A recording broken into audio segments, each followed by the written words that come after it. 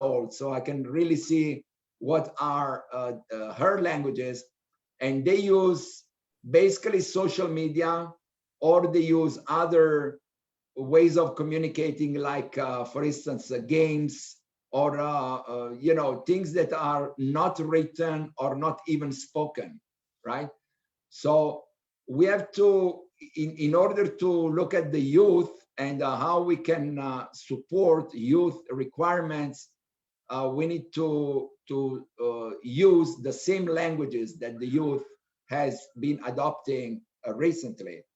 So that's why when I speak about celebrity diplomacy, and Dr. Shuttleworth knows well this concept, because we have actually been using it to convey positive messages to the youth, and not only, but basically when you use these celebrity people to speak out, to reach out, you have a very rapid and powerful impact that you cannot have with any other tool.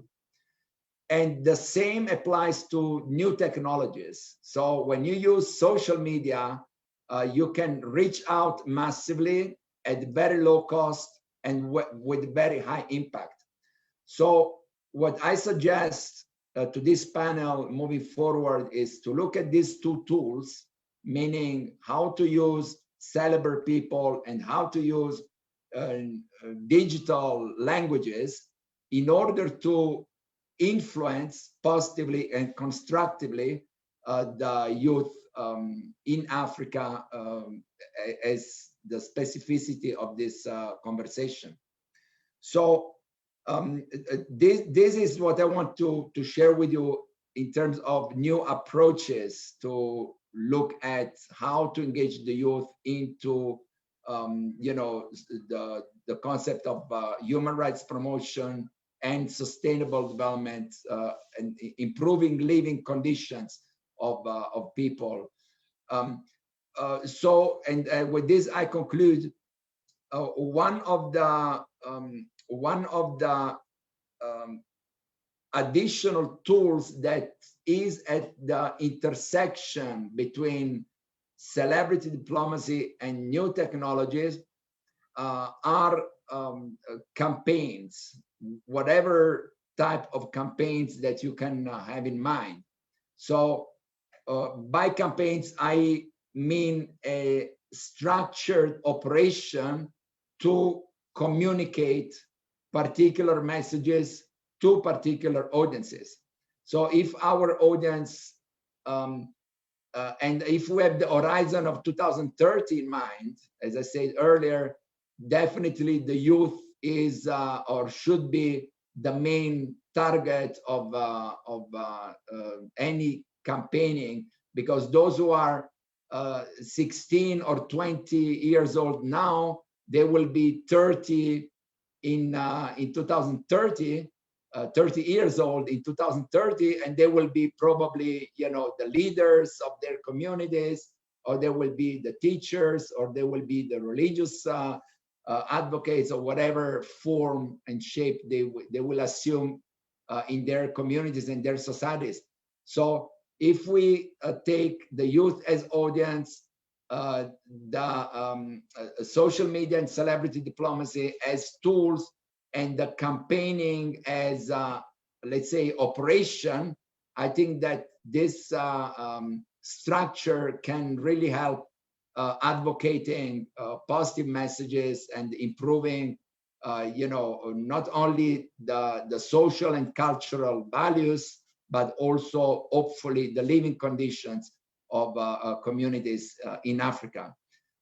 So just to conclude this contribution, how the diaspora fits in this reflection is, I think, very powerful. The diaspora engagement is seen today as a very innovative approach to many of these dynamics. So either the diaspora is based in Paris, or in Rome, or in New York, or in Los Angeles, they have direct access access to celebrities or to, like popular advocates, so they can easily reach out to these people. And also they have access to new forms of funding that normally are not considered. And for instance, diaspora worldwide, I was in Haiti and in the Dominican Republic during the last like years, and I could see how the diaspora there could contribute financially through SMS campaigns or through PayPal or through any other money transfer platform. And they are very keen to do that if they see a valuable proposal, right? So if the proposal is children or ending violence against women or promoting human rights or building schools in poor communities, the diaspora is keen to contribute financially and also advocate for those causes in their local communities, normally in rich countries, I would say.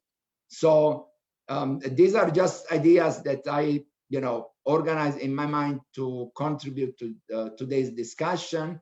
And I will be happy to keep this conversation ongoing if there is any question or follow-up action that we could eventually do together.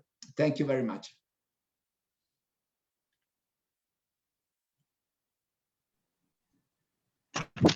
Thank you. Thank you very much, Your Excellency, for those very wonderful contributions. I personally have learned something new on celebrity diplomacy. So yeah, I hope we'll be able to contribute, because I'm already seeing someone who is raising their hand. I will ask you to please type your question on the chat box, and then we will send it to His Excellency Enzo Di Toronto.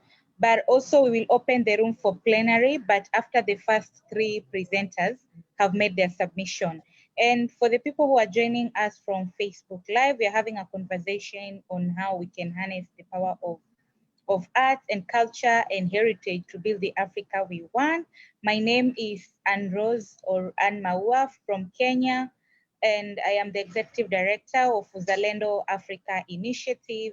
It's a community-based organization here in Kenya that seeks to mold young people to be transformational leaders and active citizens of their time. And I'm also a youth advisor at the British High Commission, the Kenyan mission. So I am really looking forward for more engagement, and I hope it's going to be as interactive as possible. So like I said, after the first three presenters, we can allow for questions. And also this is for the people who are joining us via the Zoom platform.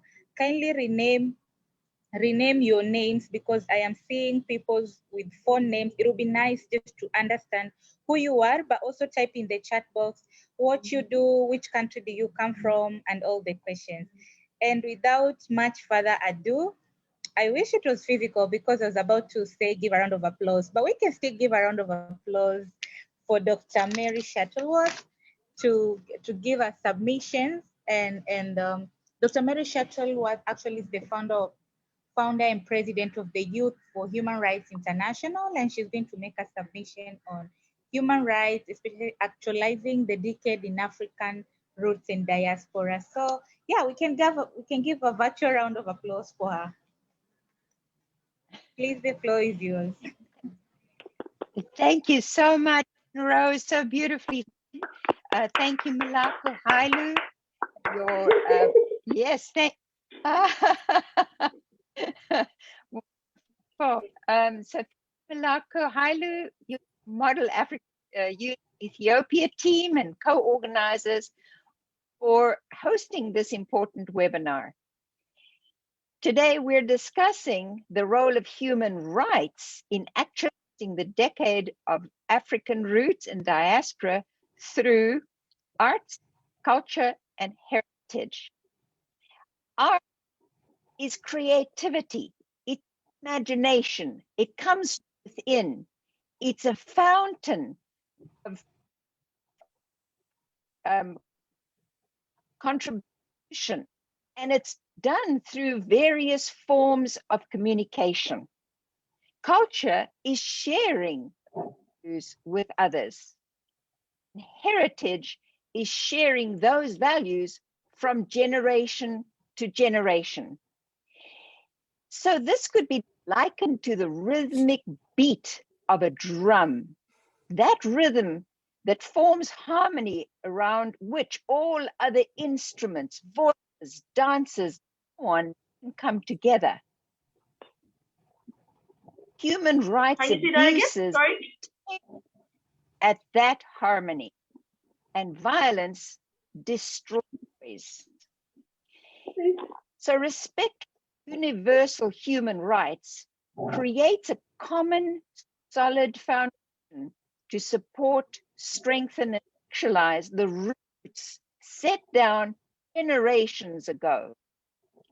Progress and development and prosperity are only possible during times of peace. We can always learn from nature. A strong tree depends on its strong roots. 1948 United Nations Universal Declaration of Human Rights was adopted by 190 countries, including all African countries. The problem is that most people talk about human rights, but they do not know they are. Well, I'm a teacher, so education is key.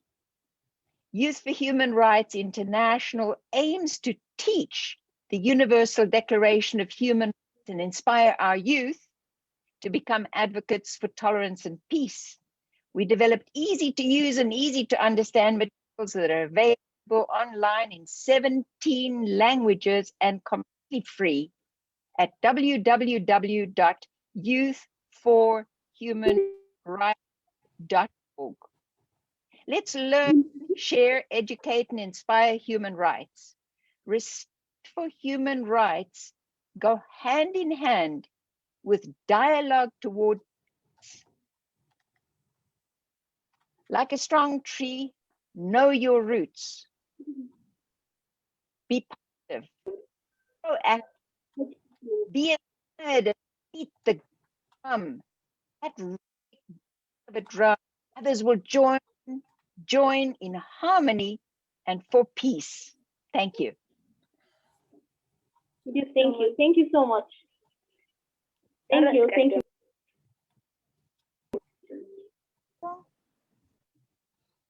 Hello. Thank you very much. Thank you so My much. pleasure. You too. Thank you so You much. too. My Can pleasure. you hear me? Yes. Yeah? Yes. Can you hear me right now? Yes, Okay, we can. Okay. What's this meeting about?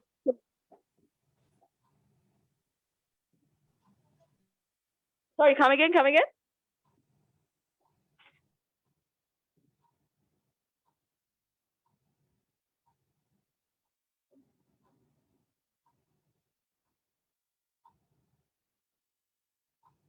Thank you so much for giving me the chance. Okay.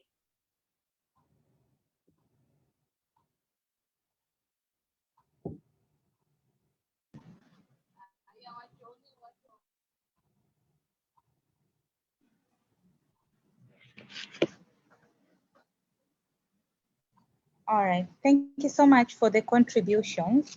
I am not seeing a lot of people from my screen. Where did people go? But anyway, thank you so much, Dr. Mary Shuttleworth. And for me, my key takeaway from your submission was a strong tree depicts on its roots. Very, very important. And it's actually, it resonates with most of the African proverbs that we have here. And those are great submission. And I'm hoping after the third speakers, we can get to ask more questions from the panelists. And I'm already seeing a lot of people putting in their questions. But right now, I would like to invite Mr. Agrippa Ezozo. I hope I pronounced your name right. So that's correct. You're going to, oh, perfect. So yeah, you're going to make a submission on the role of peace education in Africa and diaspora. Thank you. Yes. You're welcome. Good morning, good afternoon, good evening to all of you. I sincerely thank all of you for putting this very summit together. And most especially, I thank Dr. Mary Shuttleworth for always dragging me along with her. And I learn a lot of stuff from her. We've been working together for almost 14, 15 years now. And both of us live in Los Angeles. And His Excellency Enzo did mention the diaspora, mention New York, mention Los Angeles. He is actually very, very correct that we can use the diaspora to come and help Africa. So this is a conversation that I hope when we end this very summit, we don't just forget about everything. We can continue to dialogue and let's roll up our sleeves to go to work. Mary is always on the go. So Mary, we're gonna be reaching out to you. My role today is to speak on the role of peace education in Africa and the diaspora. Let me share a speech given to the British Parliament by Lord Macaulay in February 2nd, 1835. With all of you, and perhaps it will shed some light on all of us why the role of peace education in Africa and the diaspora is relevant today more than ever.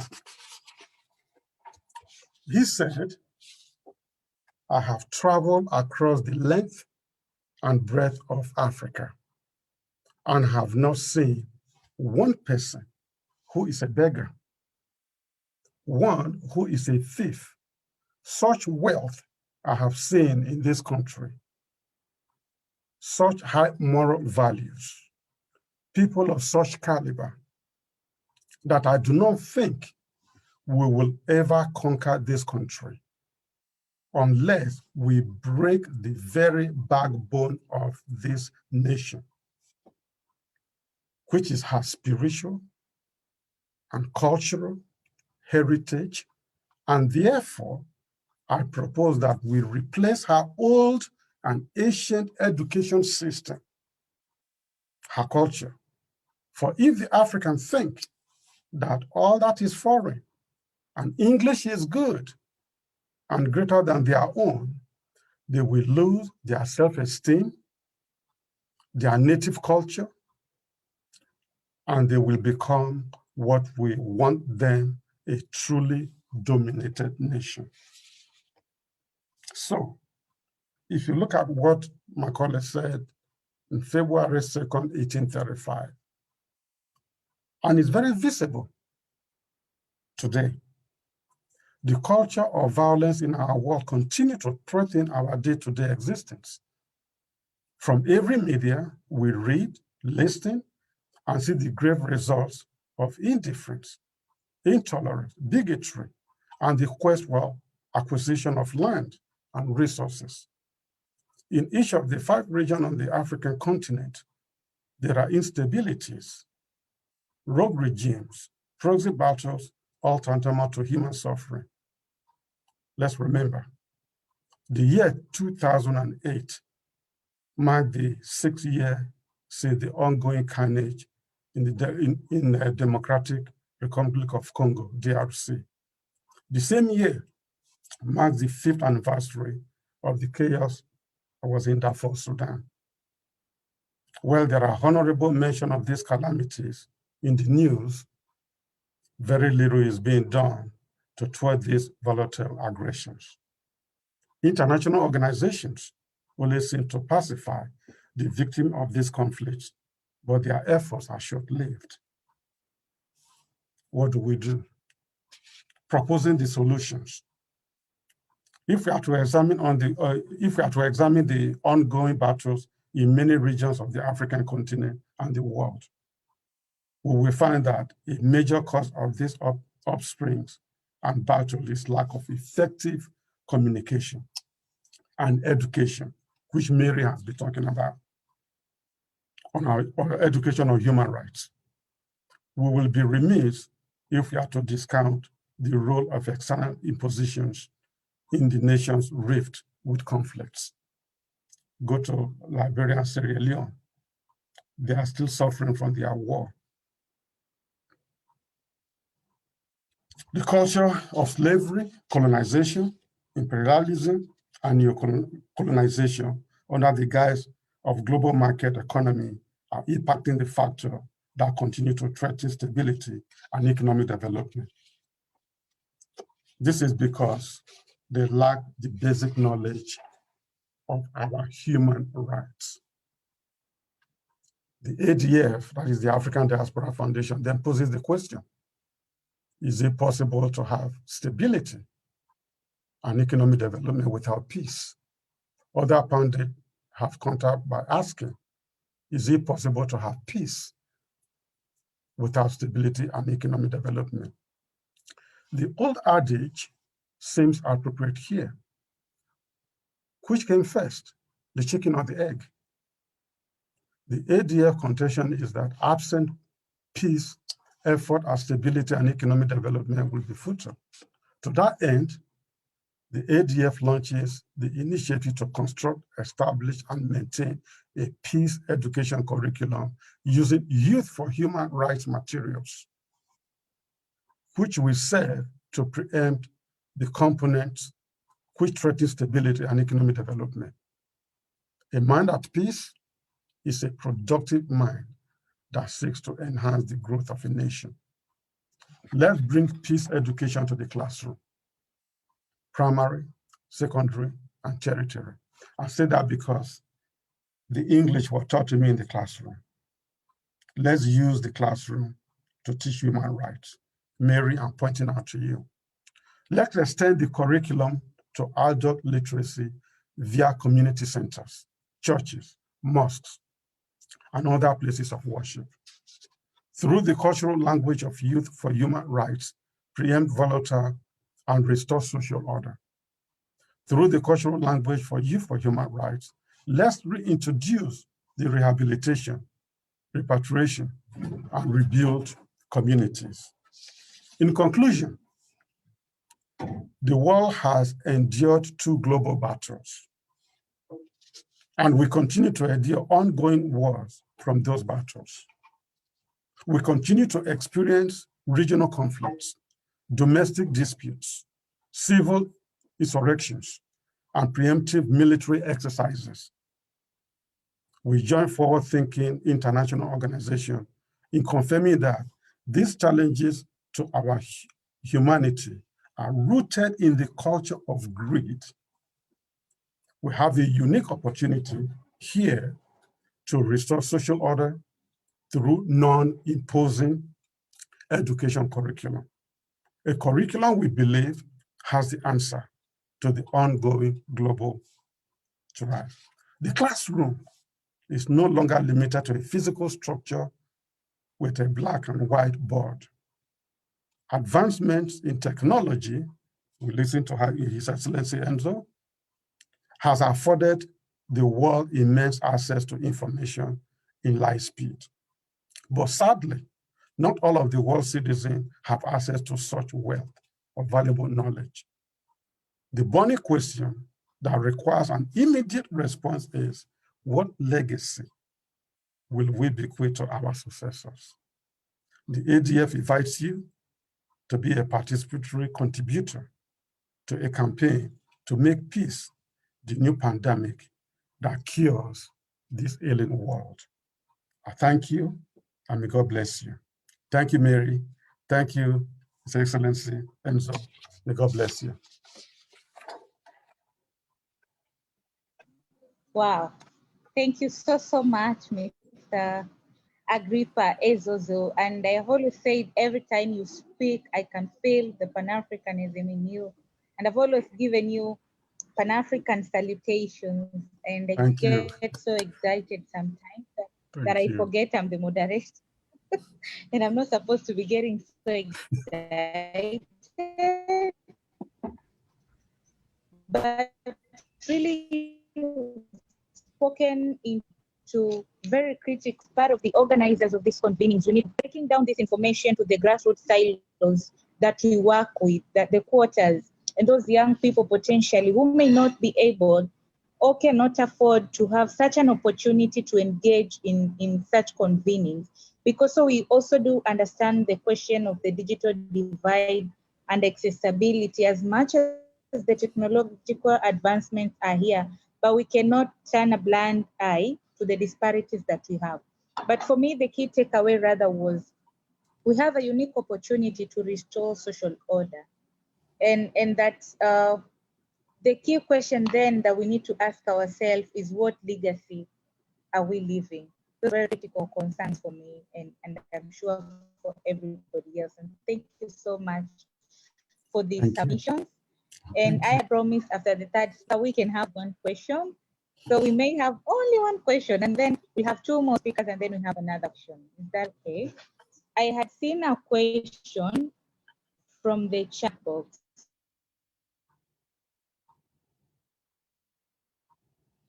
I don't, but now the problem is your names, your phone names. Please rename your name so that we're able to trace where you're coming. So I'm opening this, and then we move to the next.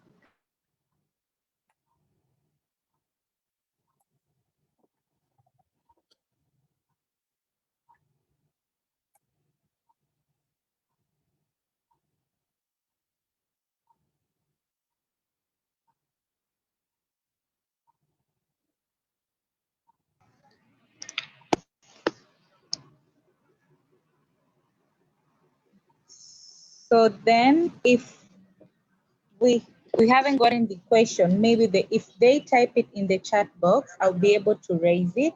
And now I would like to welcome the fourth speaker, Miss Judith Lahai. She's the CEO of Family Empowerment Service in the US, Sierra Leone, and West Africa. And her topic for submission is promoting culture through modeling and outreach. Miss Judith. Thank you very much. The floor is yours. It's always a pleasure to be on a forum like this. Let me first start off by congratulating Human Rights and Dr. Shuttleworth for holding up youth human rights for 20 years. I cannot believe that we started 20 years ago. I was on the board and we are still going at it. And I know we are going to continue going until every human being on this earth get that message about human rights, that your right and my rights are the same. And if you don't impede on my right, I'm not going to impede on your right. Respect, respect, respect.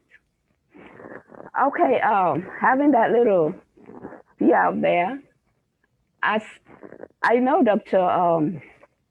Agipi was talking right to me because I'm sitting right here in the classroom.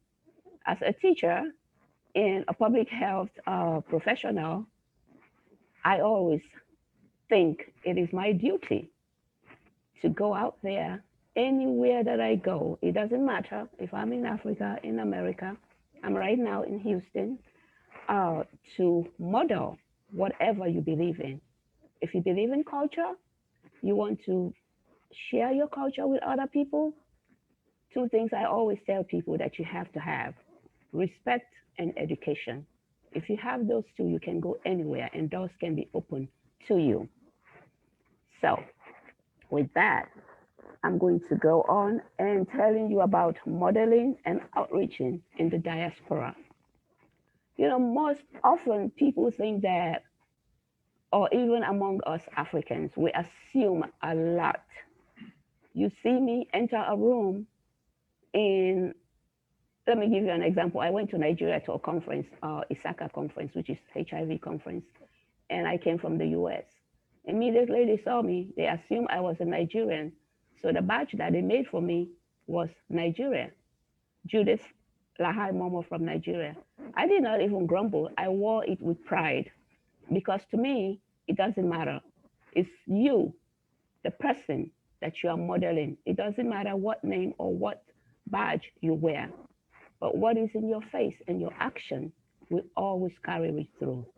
And with that badge on it saying Nigerian, I was able to go to the market and really navigate the system without any problem. I know in some other cases, people will be arguing, oh, well, I'm not from Nigeria, you know, and go on and on. But no, any country that I visit, I make sure that I claim it. If you claim an environment, then you are going to live it better and make it better than the way you met it. I tell my children in the classroom, if I come to your house, I'm going to go to your kitchen. They say, why will you go to my kitchen? Because you don't like to clean your dishes. And I'm going to go in there and clean them up for you. Because in my culture and in my way of life, you have to do two things. You clean your bathroom and your kitchen. That's where you are going to get infection from those two pots. So those two always have to be clean. And a clean mind. Do not assume, as we are in the diaspora, people think that sometimes, you know, they tell us that, oh, you are Africa. Do you speak English? Where did you learn English from? And all of this. And sometimes, you know, it walks us up and you get all upset, but that's an opportunity that you are losing. The moment you start putting up a block, you are losing your culture. You are not letting the other person experience what you have. No matter where you come from, which area you live, every human being on this earth has a culture, and it may not be the same like the other person. But what I can guarantee you is we have so much similarities than differences. And what we have to do is embrace our similarities and try to be knowledgeable of other people's culture and respect them.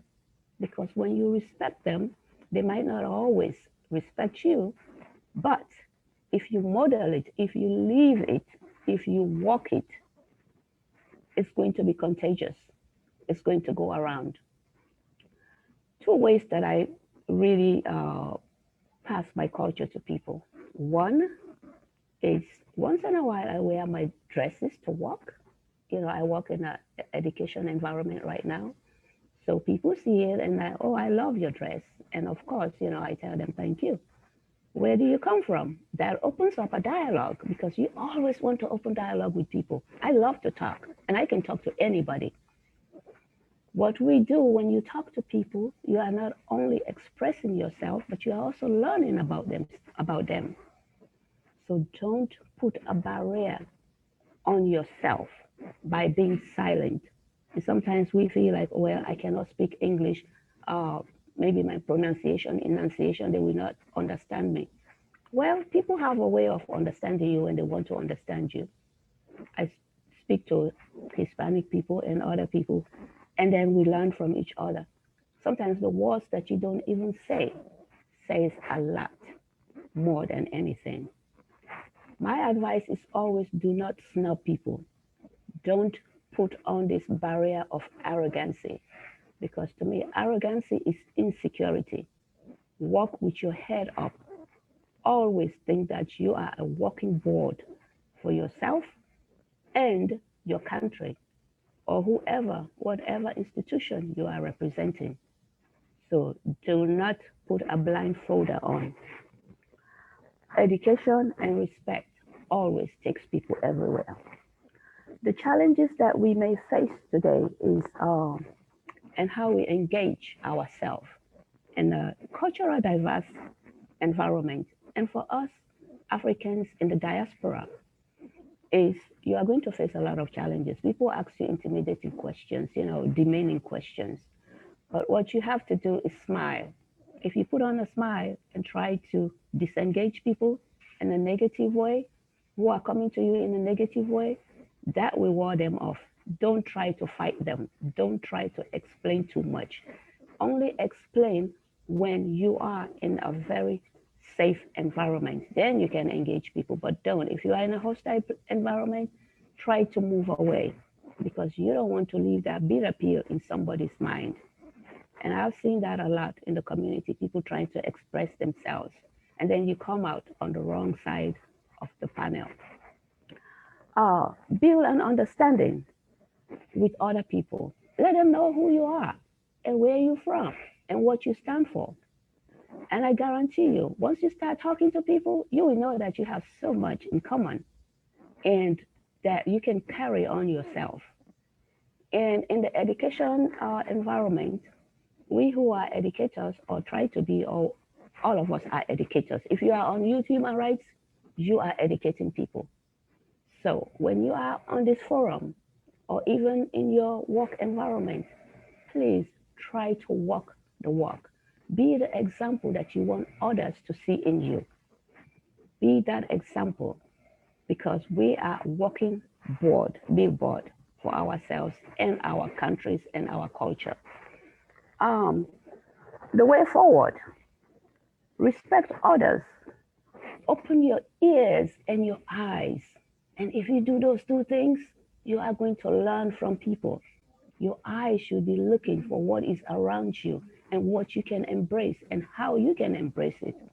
Your ears, always open, don't block it. Like I tell the kids, if you put your ear, or sometimes you need to put your finger in your ear so that things will come in and stay there. Don't think that you are always above somebody. I don't care what your educational level is or what kind of role you hold in society. We are all human beings. We all have the same needs. We all want to be happy and be in a safe and friendly environment. So be careful about what you do and how you interact with other people, because people are watching you. Always think, I always have this say when I go out there, my parents are dead, but I always think that they are around me. So I ask myself, if I do this, will my mom or dad be happy to hear what I did? Or am I representing them? Protect your name. What is in the name? That's all you have. You cannot take anything with you to the grave, but you can take your dignity and respect with you. And that's what you are going to leave behind as a legacy. Try to be involved. Try to help other people. Give them an ear so they can hear you out. And be that person that will relieve other people out of their pains. Or anything else, if you cannot do anything, just listen to them. Especially in this time of pandemic, people want to be heard. People have been locked up too long. Let us be out there and support each other. We are all humans, and we are trying to pass the human rights and educate other people, especially the young ones, about human rights. So show that example to the youth. Be there for them. If you cannot help them, please pass them up to somebody who can help them. And there is always help. If you can help, if you cannot help, do not hurt. Find the right channel. And one thing that I want to leave with you that never fails is to love. When you love, you are not always going to get it back. But the person that you show that love to is going to remember. Maybe you are the only person who has impacted their life today. You're the only one who has smiled to them today. And as I travel in Africa, I tell my people, I said, I don't see too many people smiling because we carry our burden on our faces. Let us show love and let us smile, learn to smile. Even when you are in pain, that will help people to try to help you and want to be around you. So my brothers and sisters, especially the youth, love each other and help each other. Be a helping hand and not a hurting hand. Do not alter those words if you do not want them to come back at you. Think before you open your mouth. Think and love each other. And I wish you all peace and happiness. Thank you. Wow. Thank you so much for those really wonderful submission and even for reminding us of our Africanism, where we sometimes walk without our parents necessarily, but we somehow feel our parents are looking at us. And when you remember that, even if you're about to do something wrong, you remember, oh, my parents is gonna see me. Our parents are always walking with us, and say, thank you so much, especially when you talk about the fact that we have so much similarities than differences. We don't need to really spend too much time looking at the differences, but of importance of all of it then becomes love. If we love and respect people's culture the way they are, then we're able to even talk from a point of respect. Thank you so much. And I want to give somebody a question. He has actually typed 3 times. I'm sorry, I was seeing your question, but I will still look at to finish. So Terefe, able to ask the question. If not, I can read the question from the chat.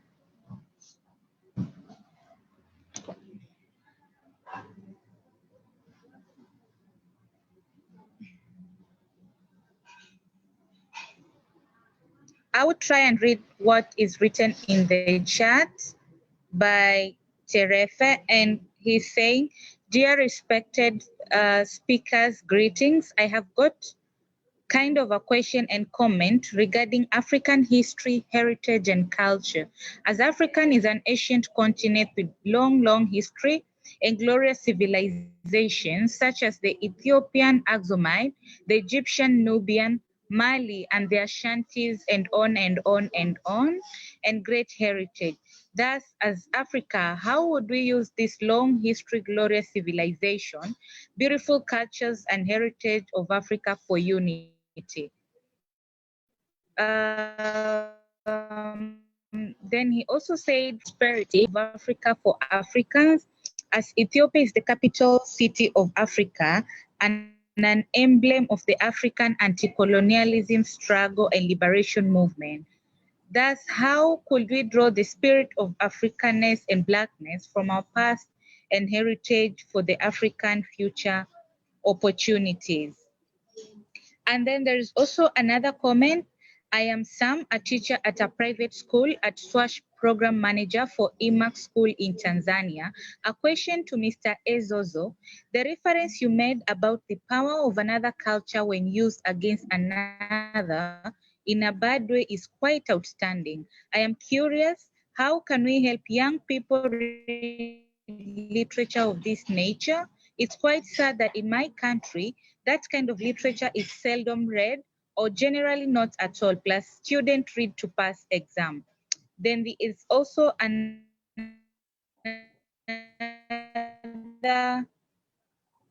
we draw the spirit of Africanness and the Africans and future opportunity.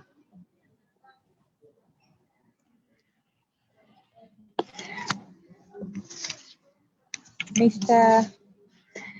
Ezozo, would you like to give an answer to the question? Yes, definitely. Thank you very much for that beautiful question. I think you saw my presentation. We lost it, African people as a whole, when we allow the foreigners to come and colonize us. We gave it away. They noticed it, that our Asian education system was the best. And there is no way they can capture us unless they break our backbones and then they introduce their useless education on us. And that is what we're facing today. That is the reality. Now, think about it. All the guns that we used to kill ourselves, we don't make them in Africa. You listen to Dr. Mary Shorowo talking about human rights. That is the beginning. How can I love you? How can you love me? Now, we're working together with the guy who posed the question from Tanzania. We have our next speaker, hopefully, Mr. Sereveni, he's from Tanzania. We are preparing to launch the peace education curriculum all over Africa. Hopefully, because of the pandemic, the coronavirus, we have not been able to launch it. But hopefully by November, if we can travel, we are going to be all over the 55 countries in Africa, because we have to make sure that we teach our own values. We have to let the world know life begins in Africa. We forgot about that. Today, every bad things, diseases, they're in Africa. There is nothing good about it. That's a lie.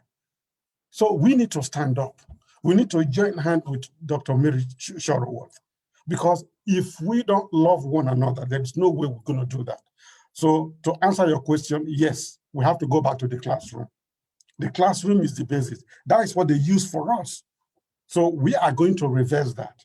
We know to make sure that our history, the way our forefathers used to live together, work together, that when the white people came, when they say, oh, we cannot break their backbone, that is what we're going to be putting in the curriculum.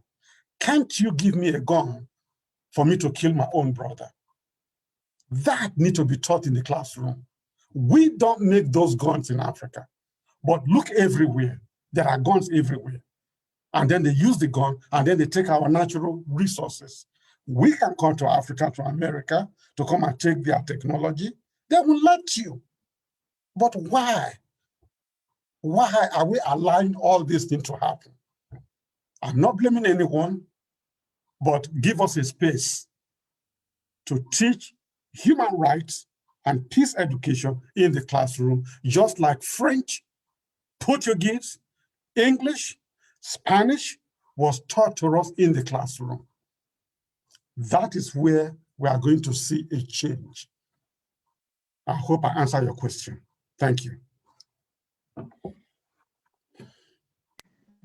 Wow.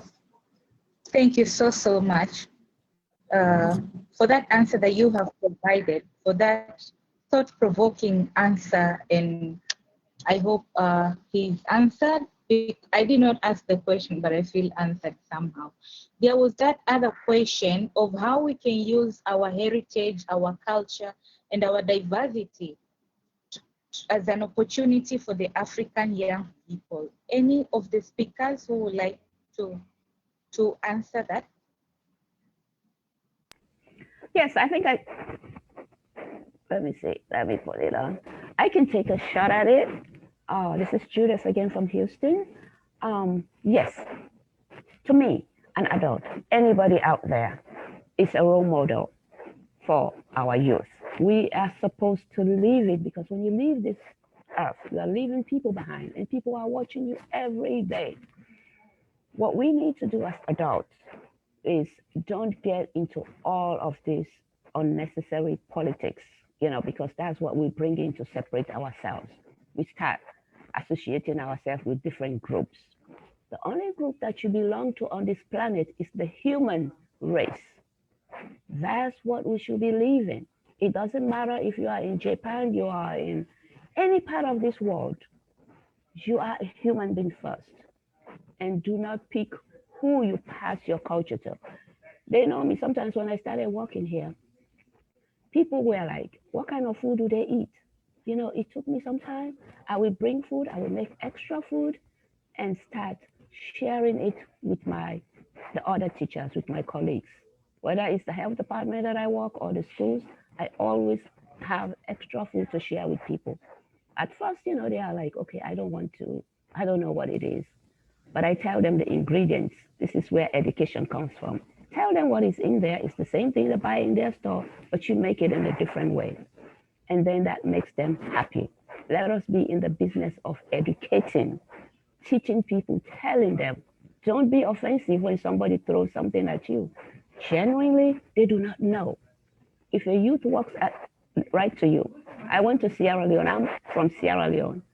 And this little kid, I was walking on the street, I had blue jeans on. And then he was telling me culture. And I turned around, I said, wait a minute, what is he talking about? Culture. What he was inclined to was, I am wearing blue jeans. That's not what I'm supposed to be wearing. I'm supposed to be wearing the native African clothing. And I turned back and looked. I said, in the first place, you telling me about culture? You should not even be telling me about culture if you know what it is, because I'm an adult. You don't talk to me like that. You can come to me right there and say, Mom, make suggestion. But by you just saying culture and moving away does not leave anything with me. So in turn, I go back and I educate them. If you want to talk to an adult, here is how you can address them. And I really appreciate you talking about culture, because you think that everybody has to wear the same clothing all the time. No, we don't have to, because we are learning from each other. And if I accept you, you accept me, that's how we're going to live. The world is a small place. When I go around Africa, I've gone to 27 countries, not like Dr. Shuttleworth, who has been all around the other ones. But even the 27 countries that I've gone to, those are different environments. When I went to Zambia, I was shocked to see that they don't wear the same clothes that we wear the time that I went there. And they only have 2 tailors there that made clothing that were really African. Don't expect people to be the same way or to wear the same attires that you wear. No, it's not like that. We are all the same people. If I'm here, I can wear this here, I can wear yours, and then we go on. But let us respect each other and try to learn and understand what it is. And be the example, teach the youth, go into the classrooms and talk to them, volunteer. I really believe in volunteerism. This summer, I'm going to Sierra Leone, and I'm going to be in as many classrooms as I can. And I'm taking my colleagues with me from all around the US to go there and teach and help. Whatever you can do, invite other people. Go into the rooms. I go sometimes to the schools, classrooms, in the hallway, I meet kids. I stand there and I talk to them. I start conversation with people so that I can pass on. Let us use that forum. Open your mouth and talk to people. Don't expect that they are coming to you. You go to them, and the next time they see you, they're coming back to you. So please, let us leave that old way of doing things that people have to come to me. There is no need for that. Go to them. And that's how you can open dialogue. And that's how you can influence people. But any opportunity you get, go to the schools and work with them, work with the parents. And that's how we are going to make a change. Thank you so much for providing an answer. I now would like to call our 5th speaker, Mr. Norman Mfake. He's from South Africa and the director of Head Start School in South Africa. Please, Mr. Norman, take the floor.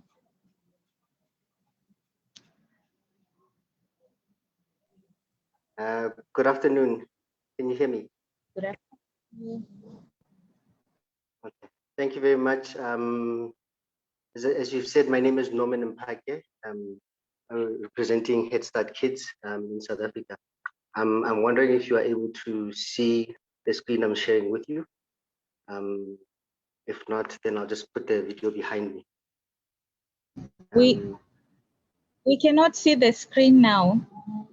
Okay. We're not seeing it. Yeah. Okay, no, it's fine. It's fine. It's fine. I just wanted you to share some visuals in respect to the issues of arts and culture, but it's perfectly fine. And as I was saying, so part and parcel of the conversation I wanted to share with you is that my topic that I was given was around youth engagement in the future of Africa. And the important thing that I wanted to highlight there was the conversation with youth in the concept of engagement, but it's also about the conversation that we should be able to have around what arts and culture represents in the lives of youth. So I changed slightly the headline and highlighted issue of meaningful youth engagement, because it has to be about how we engage the youth and being mindful of the power relations that exist between adults and young people. Is that we always have to be conscious of the fact that when we are facilitating conversations and dialogue with youth, it is important to appreciate the fact that there's always going to be power dynamics, and if we don't create an environment and be mindful of those power dynamics and be able to allow young people to have an agency and an ability to express their power based on their lived experiences, it makes engagement with young people a bit stifled. And so it's, for me, it is always important to understand that when we facilitate conversations with young people, it must not be about us always informing them or instructing them, but it could be a sharing platform, because as the saying goes, you're never too old to learn. And I think it's one of those things that are important. But the other point of talking to youth, I think language is another concept that we sometimes use without understanding the dynamics behind language. So it could be the language that we utilize. So the fact that we're speaking English is a particular language, but there's power behind language. And I think it's important that we understand the power relations behind language, how we use language, when we use language, with who we use language, and for what purpose we use that language. And so even in our language with young people around issues of art and culture and their heritage, it's about how it's whether it's knowing the difference between interest versus intent. And it's always a significant difference to know that interest simply is about somebody having an interest in something and being participating. So you could have people interested in this webinar, but if their intent is to find solutions, it's slightly different. So how do we convert young people's interests into intent so that we can find solutions together? And so this is where the use of language, the intention behind the things that we say to young people can make a difference in how they elaborate their own lives. It's important how we elaborate on deeper issues. And it's important to be respectful both ways. And I think the response that we just had right now about the young person knowing how to respect the elderly is also important for the elderly to know how to teach respect by showing respect to the youth. And so it's that form of saying, how do we have a language of and a language for youth? And obviously, each society, each community has its own language dynamics. So you find younger people using words that mean something totally different to adults or have no relevance or reference to them, and vice versa. And we have to be able to find a way to engage with each other, find each other, and be at the same level when we're talking about things that could take us forward, that could change the way we do things.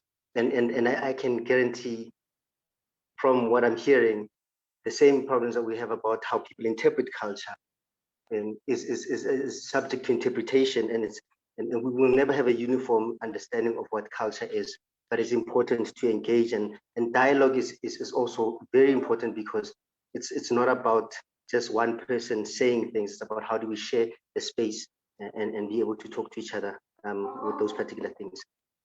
I used an image of our national coat of arms in South Africa. So I'm South African, and so I was looking at our coat of arms and the representation and the conversation that exists around our coat of arms, and it's in its own right. It's an artful artifact, but it carries our heritage, and it carries conversation around our culture and our history, but also our future and our current environment and circumstances. And it's in that, it's even art and culture. Art in its own right is a form of language, a form of communicating. And there was somebody who spoke about how their dress code would be representing a particular culture, a particular people. And so it goes into the area of fashion itself. It's about how you embody yourself, how you present yourself, how people see you, and how arts can be used to portray a message about a particular country. I mean, for years we've known that the people in the arts have used art to explain their current situation or their aspirations or their history. And if we are able to engage young people and teach them about their culture and their heritage, and be able to transmit that knowledge in a meaningful way, it would be opportune for everybody to take this conversation forward. So in engagement is about how do we make sure that we invest in each other? How do we make sure we invest in young people? But it's also about creating an enabling environment for young people to find space, to find comfort, to be safe when they're engaging people who are trying to share space with them.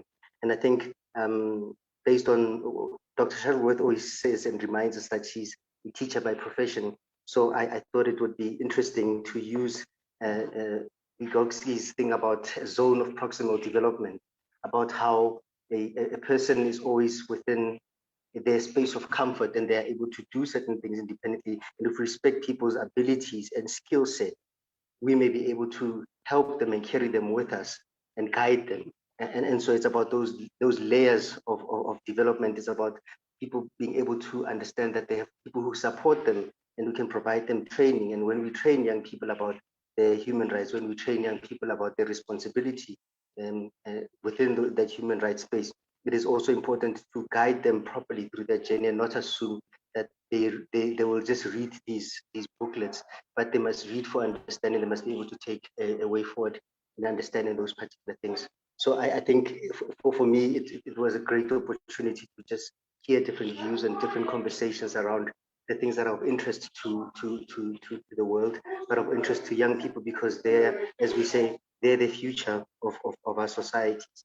And it's important that we develop them in the same way, we give them equal opportunities, and be grateful that we have an opportunity to engage them, because it would be another thing not to be able to have young people who are amongst us.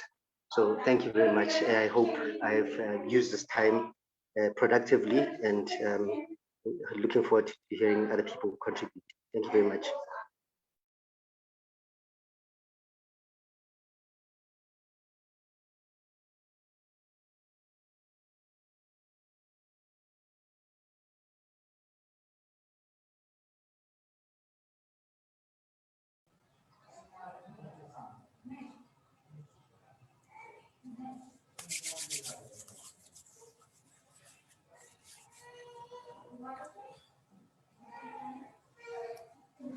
Hello, Annie.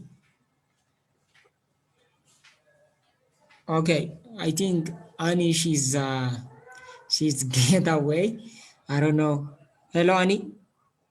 Okay, so I will take as not a break, but I will try to make a video. It's for Agenda 2063. So let me play on that, and she will be, I think she will be available since now. Okay.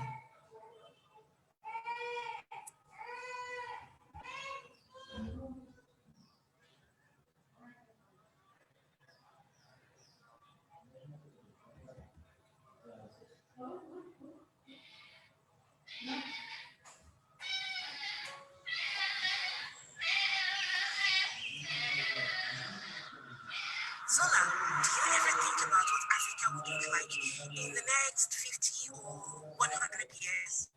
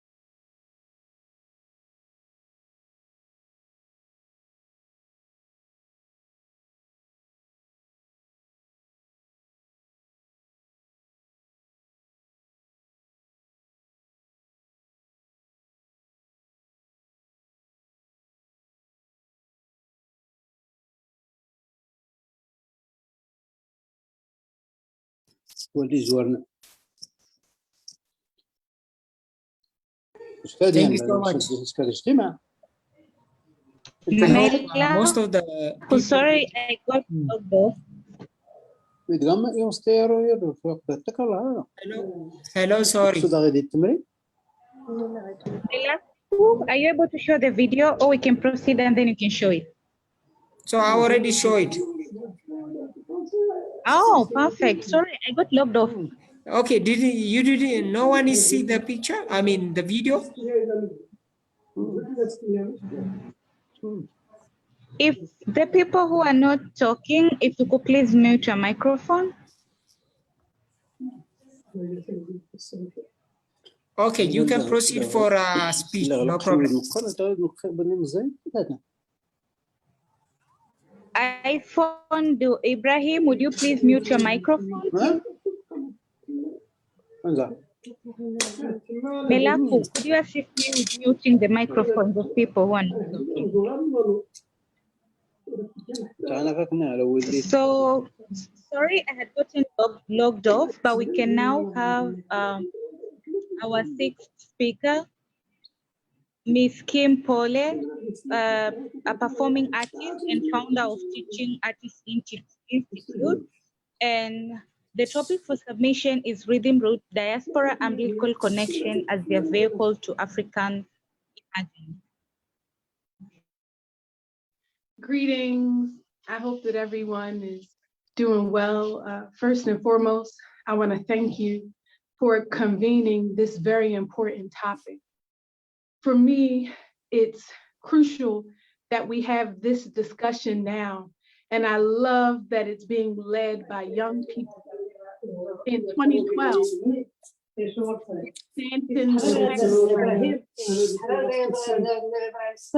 wait, I think I'm being joined by the audience. Who is that? So still iPhone B14. Moderator, I'm gonna ask that you mute all speakers that are talking at this time. Do you have that ability?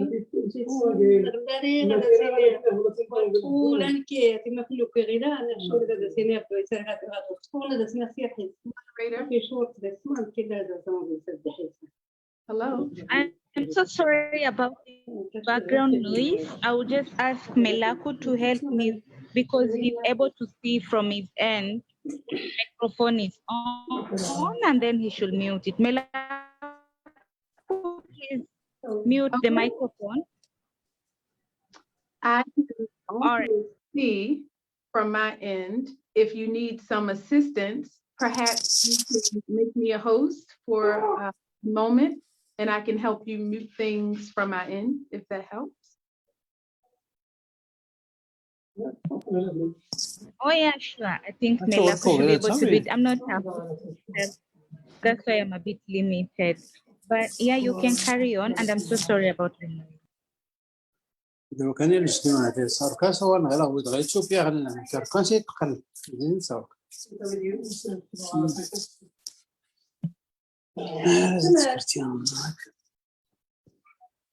معكم سرحت الله محمد بنزل.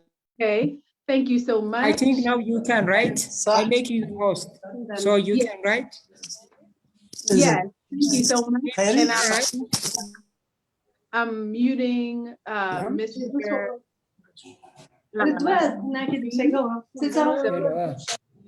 Yes. Okay, so we can readmit him after we finish the session. It seems as if his mute is not working. Sorry for the interruption to all the people at home. I was in the middle of telling you how impressed I am with this conversation because it's crucial at this point in time in our history. But the fact that it's being led by our young people, the fact that our young people understand the importance of identity, culture, heritage, and the arts as a tool to help facilitate and weave together those topics. I'm just thankful and I'm grateful. And I'm so excited to have you guys here. At the end, before we begin, I would like to begin by sharing a quick video. My name is Kim Poole. I represent the Teaching Artists Institute, and also the Rhythm People campaign. Our oath says, in the beginning was heart drum. With this vibration, we give rhythm to the world. On this beat, we sing life. We are the Rhythm People. And our Rhythm People campaign is based on the concept that we are all connected, that as long as you can hear the heartbeat inside your chest, you understand that you are one of us. These connections are so important for Africans living in the diaspora, especially historic diasporians like myself that no longer speak an African language, that no longer live in an African country or can trace their identity to a geographic location. The Rhythm People campaign is so important for us, but what we've learned in recent history is that our identity, our African identity in the diaspora is also crucial to the emergence of the next generation of Africans. And so I want to begin by playing this short video. I'm going to pull it up as we speak. Give me 1 second. We're going to pull that up now. I'm going to share my screen. And I'm sorry that you're looking at all of my personal messages, but I thank you so much for bearing with us. And by the way, definitely like our page. I hope you can hear everything.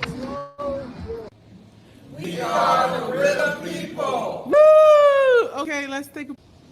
What is one of the ways that we can bridge that gap of unity between African Americans and Africans? Okay, well, two things: education and tolerance. By tolerance and patience, if you are educated, mostly we Africans, if we're educated.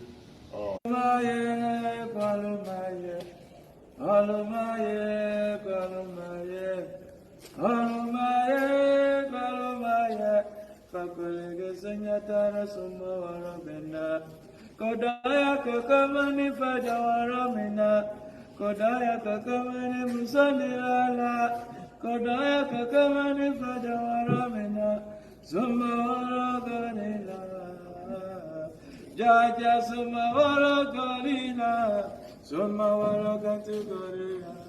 Amor, merci beaucoup. Yeah, oh, oh, oh, yeah.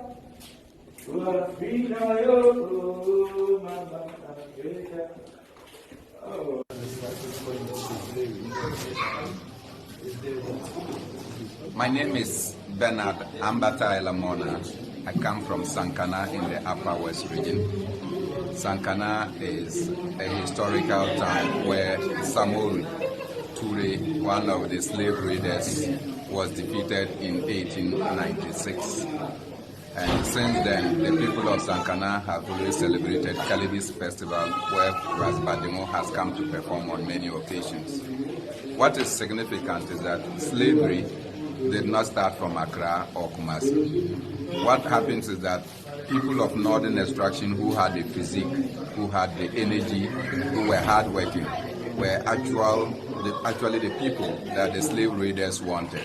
So they harvested them from the north and transported them through the southern part, and eventually Accra and Elmina, which became the final point before they were taken to the diaspora, whether into Brazil or into the Americas.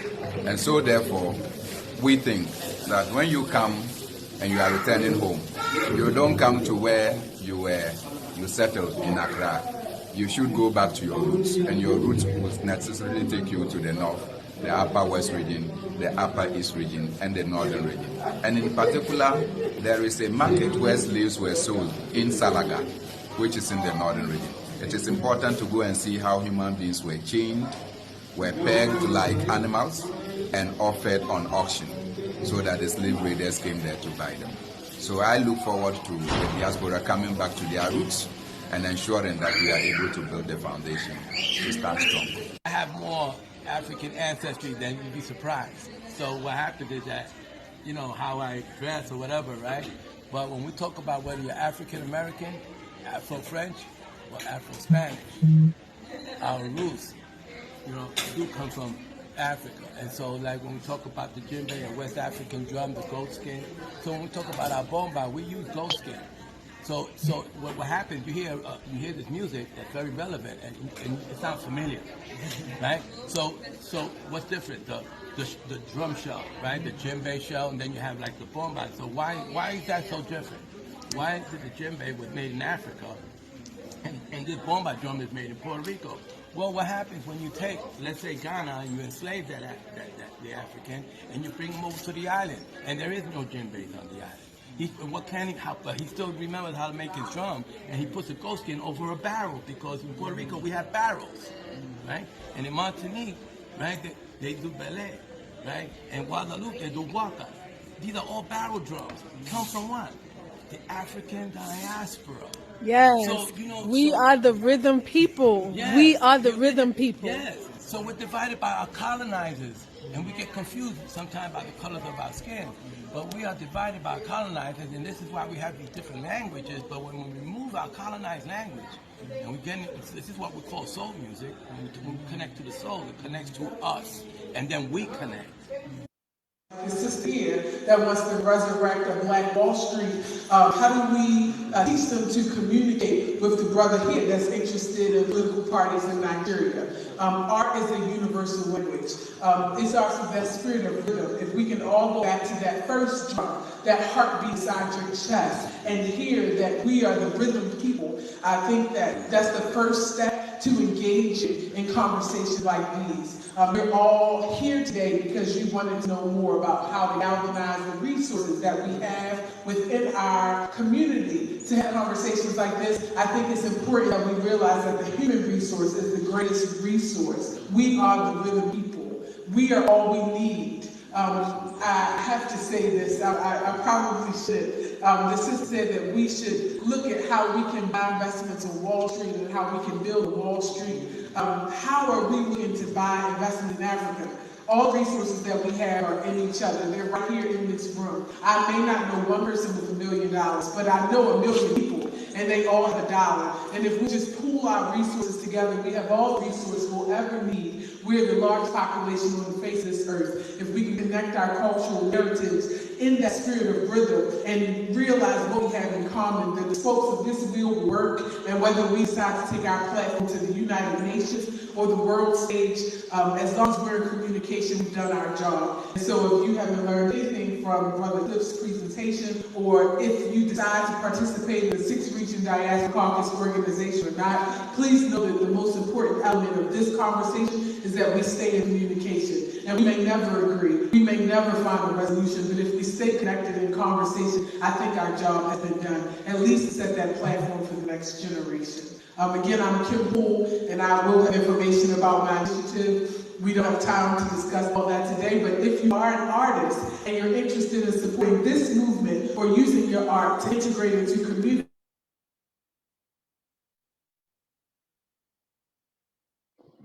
Yeah, so I just wanted to begin my presentation with a small clip from our description of the Rhythm People campaign. So my topic is using our umbilical connection, that umbilical cord, right? Mother Africa being our root, being our center. I heard another speaker say that a tree is only as strong as its roots, right?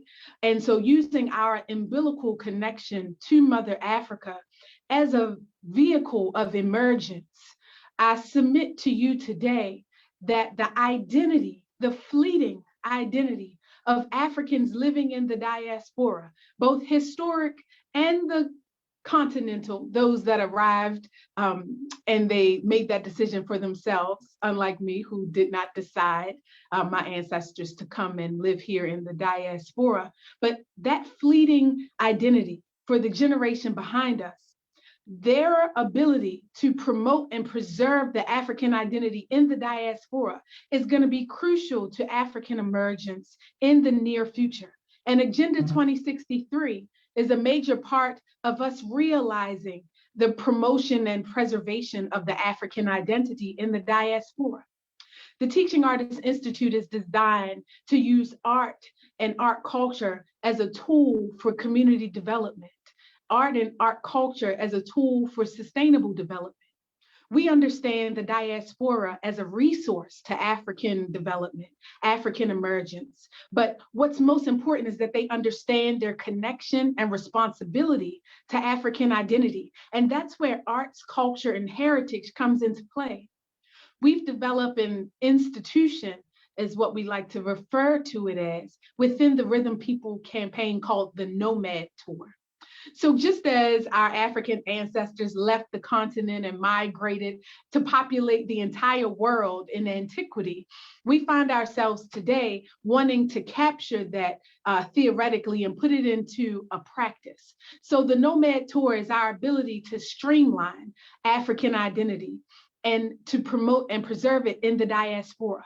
So we're looking in the Teaching Artists Institutes for products for African people, for stories of African people and the culture. We want to see African dress. We want to see African food. We want to see African services that are for by Africans, for African people in the diaspora. And we want to bring these services via the Nomad Tour to locations around the world where African people are living outside the diaspora, to make sure that we're teaching the children the culture as a community, to make sure that we're connecting on purpose and with intention the historic diaspora and the recent diaspora. We want to make sure that we are streamlining those services so that we reclaim our global cultural economy.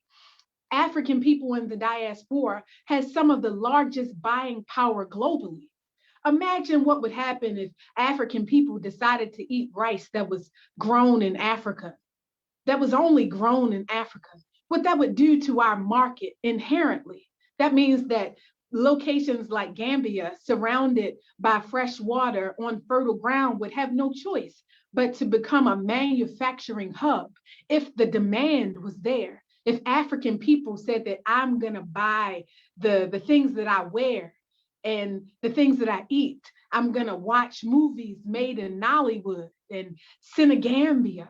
The art and cultural community has the ability to lead this charge, to change the taste of our people so that it is inclusive of African products and services. If the African diaspora loses their identity, if they no longer feel connected to the continent and the people that live there today, then that sense of responsibility is eroded. And so we're working on best practices, right? Because this vision is huge. We want to make sure that we're connecting the cultural narrative. A part of us feeling connected to the continent is also a political issue, a socio-political issue.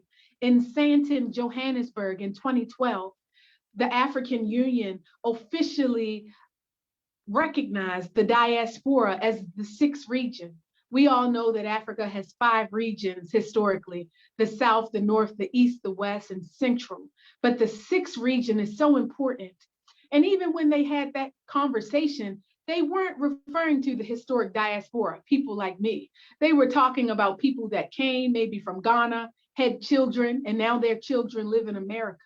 Or perhaps they're from Nigeria and their Nigerian children came to teach in an American university and then they decided to stay.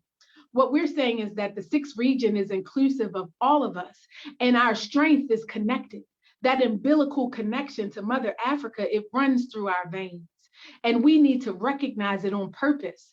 Once that recognition is promoted, once that recognition is understood, we will begin to buy Black. We will begin to support African industries collectively. And we understand that when we do that as a community, because we truly understand who we are and we connect our cultural narrative, that will inspire and instill the African emergence that we're all waiting for. Africa is the final frontier. It's also the first frontier as the mother of civilization, but the next frontier, absolutely.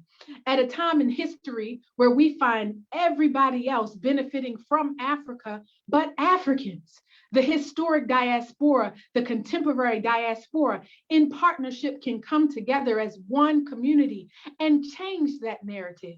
We find cultural politics, cultural diplomacy coming from our Asian 7 tigers China. Every time I'm in Africa, I was just in the Gambia this past February and early March. I was just in Tanzania this past November.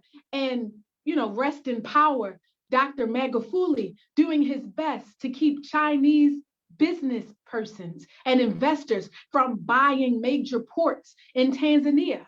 Where's the economic power of the diaspora to come in and support those efforts? Your support is needed, but only when you have an identity. Identity is the answer.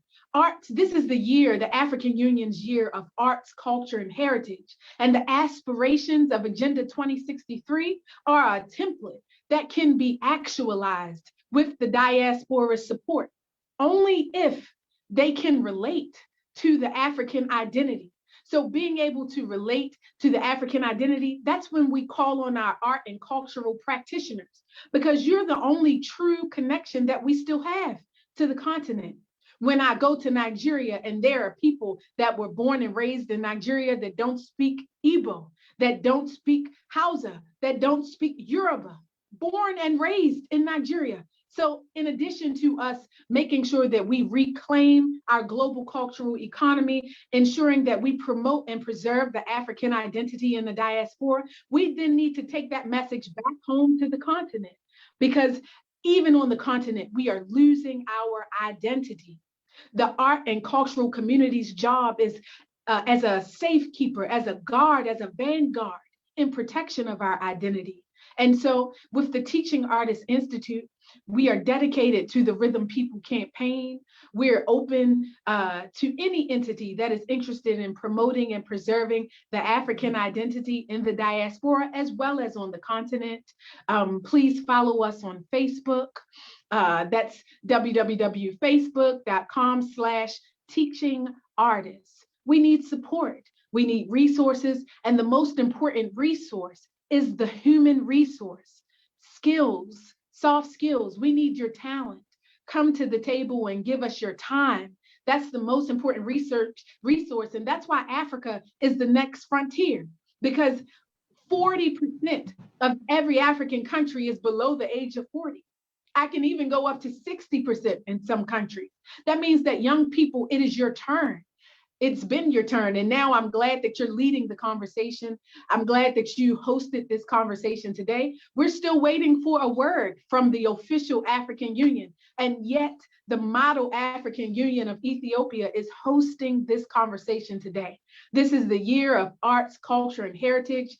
As according to Agenda 2063, there are aspirations that we need to actualize today.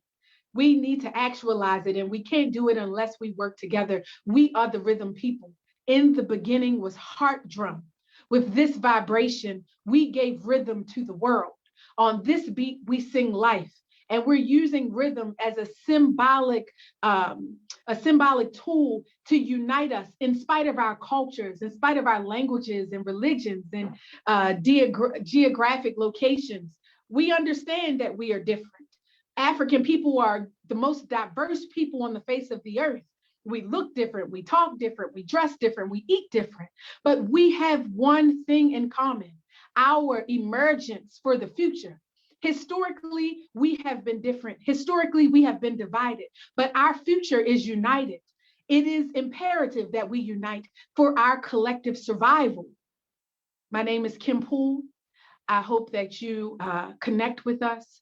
And this is not a speech. I'm not here for an event. I'm here because I'm looking for partners to do this work, boots on the ground, grassroots and grass tops, working together to promote and preserve the African identity.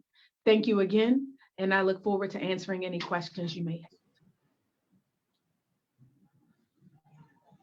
Thank you so much for your presentation. Indeed, we have to reclaim our global culture economy, and definitely Africa is the next frontier.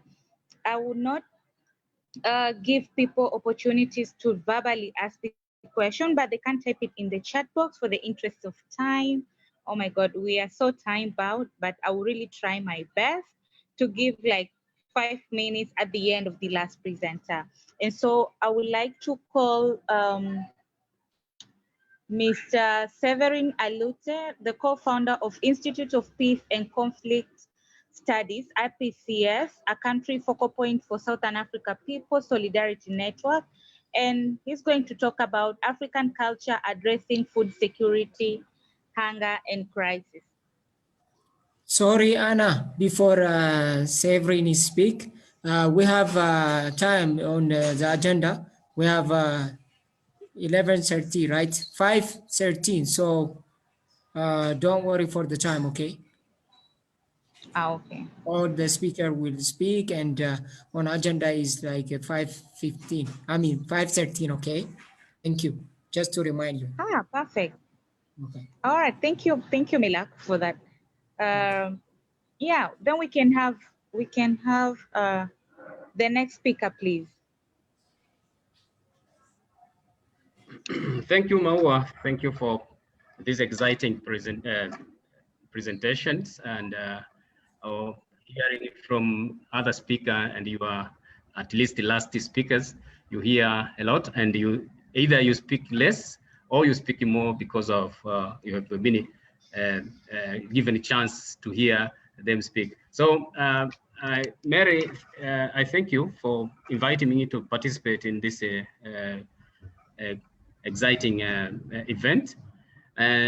Mary asked me to speak about other things, but I chose to speak about food insecurity and hunger crisis in Africa. So we are speaking today because our stomach is full. We are okay. We can speak, but if we are in a food crisis, we cannot do all of this. And according to UNESCO, and I would like also to share this with you because it's more related to arts, culture, and food heritage in Africa. UNESCO say that eating food invokes memories, insight, sense, and emotions, and offers experience that bind people together through space and time, creating local and regional and national identity and connecting the past with the present. This element render food a form of cultural heritage, encompasses both tangible and intangible dimensions. So the food is the basis of a culture.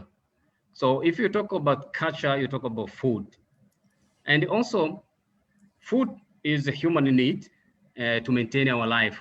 Therefore, this one is a human right. So, giving food insecurity, and if people are not assured of the food, actually they are not getting their basic human right. So, before we have to understand what is food security before talking about food insecurity. So according to FAO, food security exists when all people at all time have physical, social, and economic access to sufficient, safe nutrition, food to meet their dietary needs, and food presence for an active and healthy life. And we have 4 pillars to address food security. So we need to have availability of the food, to have access to food, and the utilization and the stability of the food. Over time, Africa culture, art, and heritage in relation to prepare, preserve food as an important element of culture has been a part of identity. It connects us as African or as people, as I mentioned, to places, and also bring us together, bring family together, and also is part of our life. So having issues regarding to food security in Africa, which is in result is caused by so many drivers. Agrippa is also talk about the issue of peace and security. Today in Africa, we're talking about 100 million of Africans that are facing food crisis. They have emergencies, they have catastrophes in food insecurity, just because they have been displaced and they are refugees in other countries because of war or other insecurity in their countries. And in Africa, like 14 African countries, they are experiencing food crisis today. You talk of South Sudan, Burkina Faso, some part of Ethiopia, Democratic Republic of Congo, Mali, Niger, Nigeria, and so on. So these countries, either they are insecurity in their countries, and there are so many people are displaced. They cannot produce because they are not in their homeland, or because of the insecurity, either rebel groups occupied their land, and people have been driven away. They cannot produce food for themselves and to their community and country as it were. And also we have experienced COVID-19, where borders were closed, the lockdown, we experienced lockdown, people lost their jobs. So this all reduces the food access. Food and livestock traders experience surge of spoiling food, as during the pandemic, border were closed. So people, they would spend a lot of time in the borders. So food were spoiled. Political mismanagement is one of the driver of food insecurity in Africa, and thus cause food crisis. There are mismanagement of economy, and as well mismanagement of currency, where currency has been devalued. So country cannot purchase food or order or import food from other countries. And also because of the political mismanagement and economic mismanagement, the productivity has decreased. People, youth like yourself, are not involved in agricultural processes because a section of the economy is not managed by majority population. There is a climate emergencies, and climate resilient leading to inability for Africa to become fully self-sufficient. We are experiencing drought. But we can link this drought and experience it from the ancient African, where our forefathers were used to this kind of crisis, but they managed to go along. But today, we are not managing this, and therefore we are not producing food sufficiently because of climatic crisis. So why am I presenting this to you, the youth? We need some action from yourself to take action, because at the end of the day, we need food to exist. So we have a call for government, our African government, which are very, very powerful, but they need to take action, because as Agenda 2063, it's projected that we are coming together as African, but our coming together, food is key. We need to be sufficient in terms of producing food for the continent, and also for the other continents as well. So there is a policy that governing agricultural processes in Africa, and also in a regional integration, there are also protocols that they are saying. For instance, SADC region, their government is required to put 10% of their national budget to go to the agricultural issues, but at least countries, they're not doing the same. Most of the countries, they are going to at least 5%, 4%. They are not reaching to 10% as they agreed. This is not sufficiently enough for the agricultural issue to be undertaken, and also youth to be involved in the production. We also call a government to maintain our indigenous seeds. We have witnesses that international cooperation that are investing in agriculture in Africa, they are emphasizing or promoting use of genetic modified seeds and our seeds as African seed are getting away, and we are losing them. And at the end of the day, we are going to be not using this GMO, so we are going to be independent of the seed from this multinational corporation. So we ask the government to maintain our indigenous seeds so that we can maintain our land, because using GMO, we also will be required to use fertilizers or industrial fertilizers, and then this will destroy the land, arable land of Africa, which current is good. So government needed to scrutinize this, and also government should increase budget allocation towards sustainable agriculture and food production, with priority focus to improve extension services. So this is also an opportunity for youth to invest on innovation. This extension service can be undertaken through a mobile or a mobile application. So you can invest not only in farming, but you can invest in actually working toward having a good application that will assist or will help farmers to produce more produce.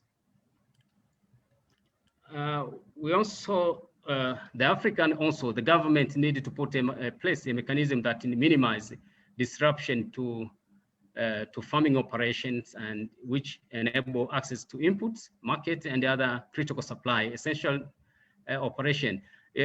As we are aware, during the COVID, this was reduced because of the lockdown and other restrictions from the borders. So if we have good mechanism, we can manage this one when it comes later, maybe other pandemics that will happen maybe in the future.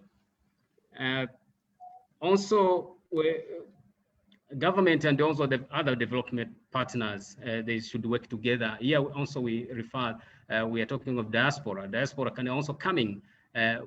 Africa can be a food basket for other continents as well, because we have a vast land which is good for agricultural production. So Africa diaspora can work together with the African youth to produce, instead of crossing the Mediterranean. We can use that time to engage in agriculture and produce for the surplus for sale, and also for food consumption. So in conclusion, if you look the population, the global population, in 1950s, the world has 2.5 billion people. Today, we are talking of 7.8 billion people. So this is an opportunity for youth in Africa to feed this growing population, a global growing population, by engaging in agriculture, produce, so that you can feed the global population. So my call is for all African youth to engage in agriculture. This is not the work of maybe people living in the rural areas, but we take this seriously as an opportunity to produce, to feed the globe. Thank you so much. Wow. Thank you so much, Mr. Severin.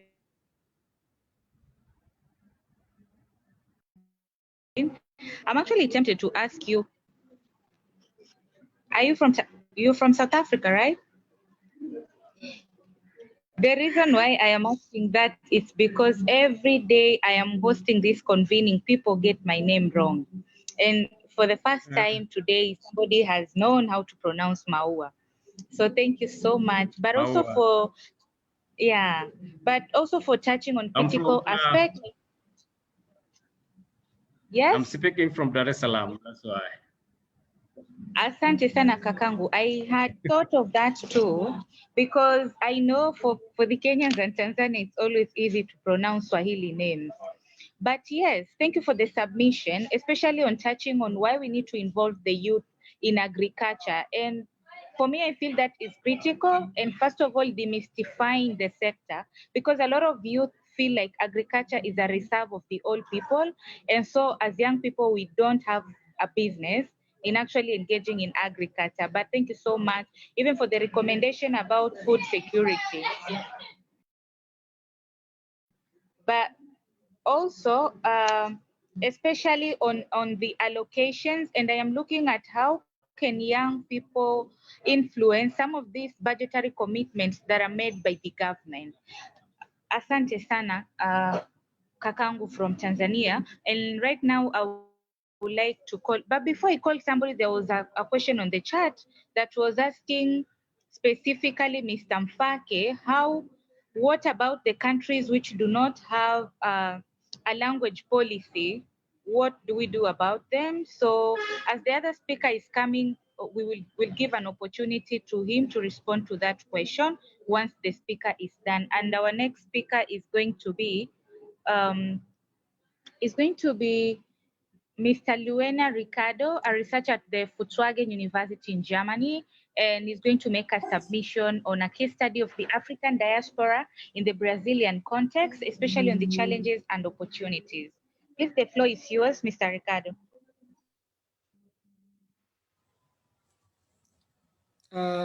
Sorry, Anna. Sorry, Anna. Yes. Sorry, Anna, she is not online yet because she's, I don't know, she have trouble. But proceed for the next person. Is it who is?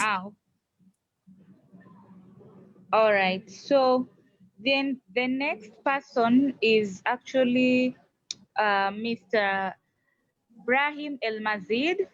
He's a cultural policy consultant. Okay. Is he around? He said me like in 10 minutes. He said in 10 minutes. So proceed for the next one. Okay. So I proceed to the next speaker. Yeah, for the next or speaker. Mr. Okay. He will be back for then till he present, okay? Okay, fine. So thank you for that notification, Melaku. And now I would like to call Mr. Confidence Chizoro Okeke. I hope I got that right. And he's from the Empire Division, head of UNIAACL, and the topic is the Black Indigenous Traditional System in Africa. Quite an interesting submission. Please, Mr. Confidence Chizoro, the floor is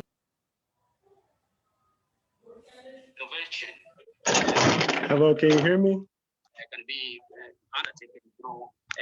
Can you hear me? Hello?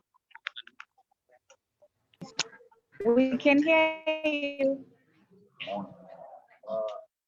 Hello?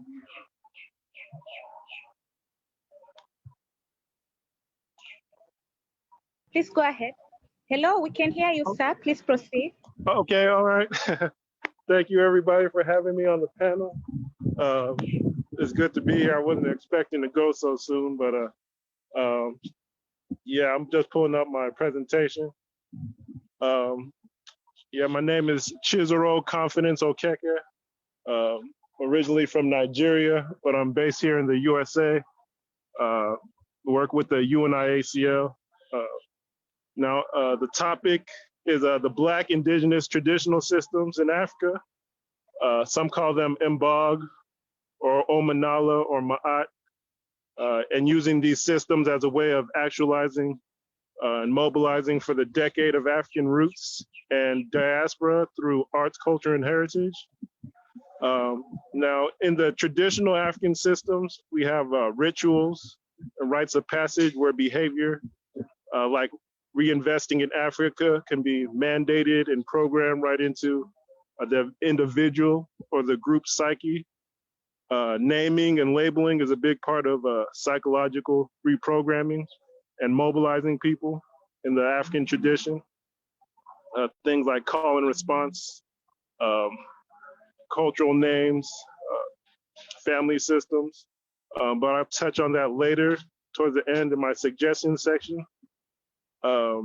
Personally, my role in my organization is I'm basically a liaison for the diaspora with the Enri Empire. That's a kingdom in the Bantu Nigerian aristocracy. It's a Southeast Nigeria. And the Enri Empire is known for being nonviolent and being like a pacifier in conflict resolution between tribes and villages.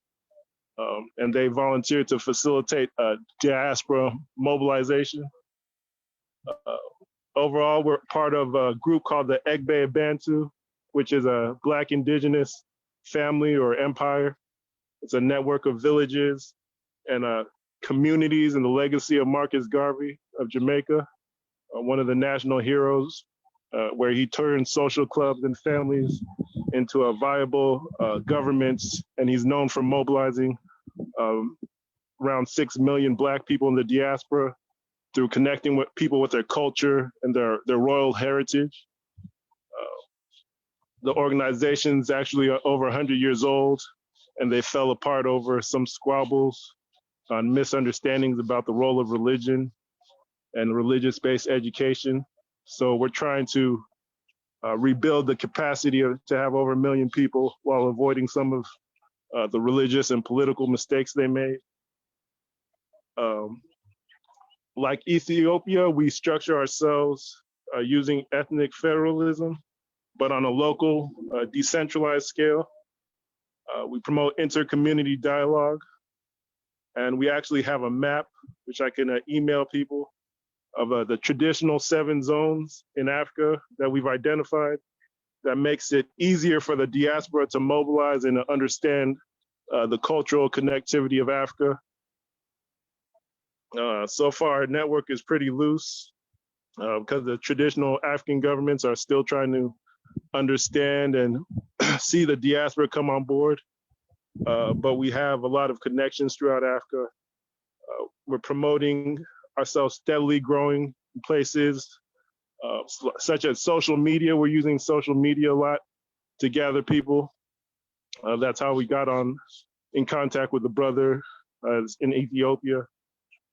We have networks in Atlanta, USA, Baltimore, Jacksonville, Richmond, Virginia, Charleston, South Carolina, Philadelphia, Henry Empire, the Owerri Kingdom, the Calabar Empire, the Borgu Mali Empire, the Banjul, Gambia, Bamako, Mali, Kabbalah, Sierra Leone, Cameroon, Juba, South Sudan, Uganda, Tanzania, the Bakongo Empire in the DRC, South Africa and Zimbabwe. We've contacted political officials and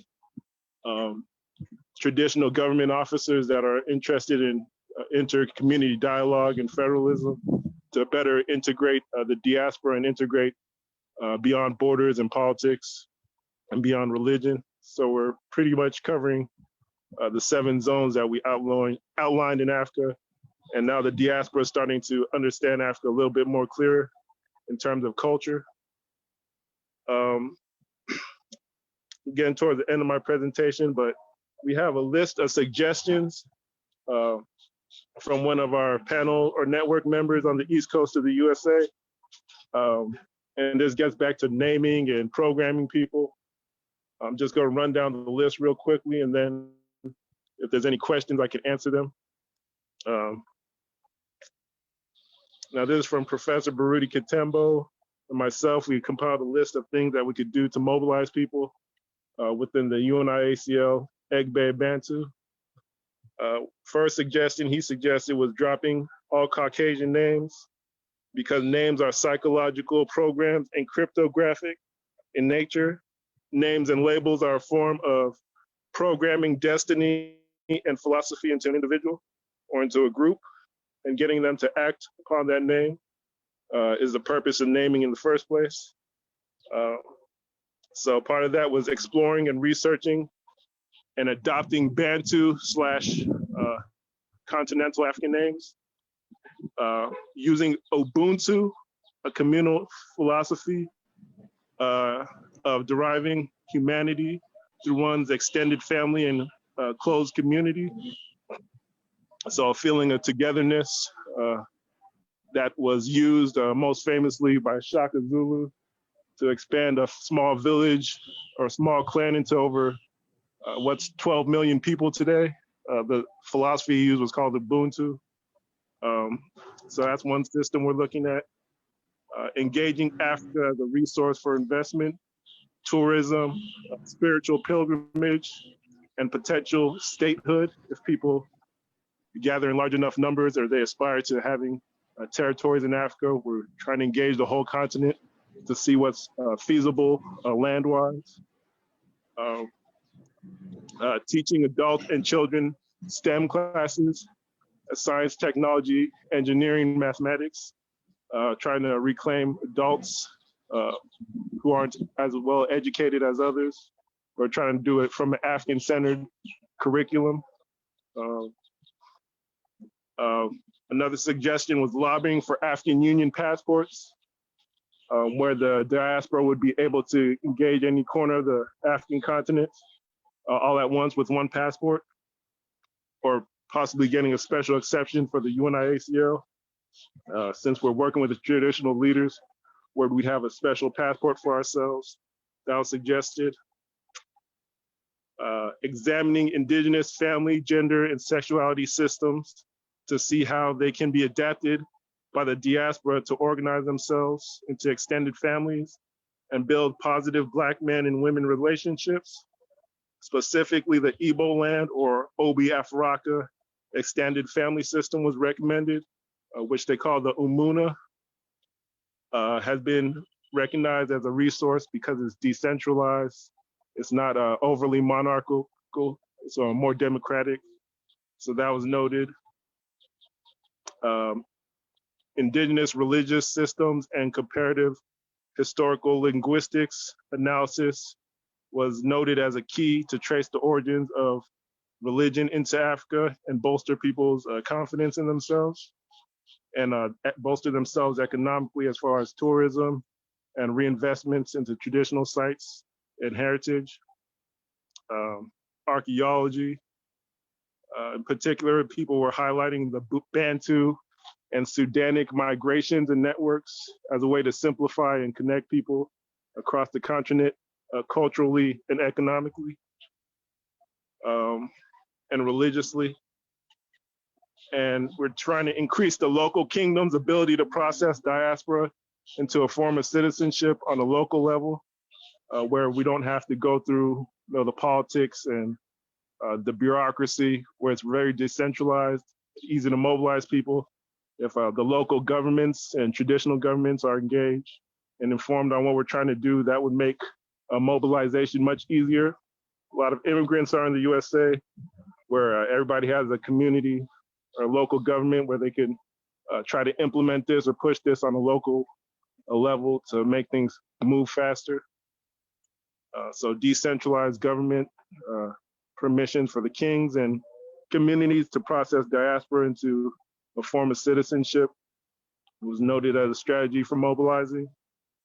The rites of passage, rituals that are traditional are things that people take pride in as far as naturalization and citizenship. We have our own indigenous processes that are more psychologically impactful and energize people. In terms of mobilizing, also sports teams for the traditional nations or kingdoms was noted. People recommended indigenous wrestling, but also soccer, in particular the Caribbean and South America and Africa share a passion for soccer or football, while North America has a passion for basketball and a lot of investment going into basketball in Africa. So basketball and football for the kingdoms and the diaspora to connect was noted as a way to decentralize and mobilize people at the same time. And lastly, we created a lot of symbols for different communities to feel they have an indigenous identity that they could call on and respond to, and basically reprogram their minds to be more attuned to indigenous religion and identity and build an economy around that identity and culture. So those were the last recommendations we put for mobilizing people. And that pretty much wraps my presentation. If there's any questions, I could answer them. But I want to thank everybody for listening to me and having us on. We appreciate it. Wow. Thank you so much, Mr. Chizoro, for the submissions that you've made, but majorly even the recommendations. And there are a lot of similarities in what you're doing and what we're doing. So potentially we could reach out to you in the near future, especially on the Ubuntu. I feel like every African should consider taking the Ubuntu philosophy because it's what defines us. It's an African value, basically. And we hope that one of these fine days you could then also have a presence in those countries that you've not been able to go to. I would have loved to ask so many questions, but I know because of time, I'm not gonna ask so many of them, but I'm also sending a question. For example, on the African traditional system in a country like Kenya, where we have different system within the different languages. Like we have the Ndurincheke in Meru community, and we have the Maslaha system potentially in the northern Kenya. Maybe that's a conversation that we can have, but otherwise I would like to thank you so much for the submission you've made. And now I will ask Melaku if the other panelist is back with us. Melaku?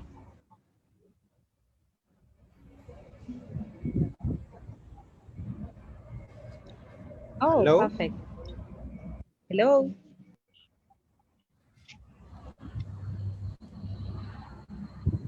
But I have.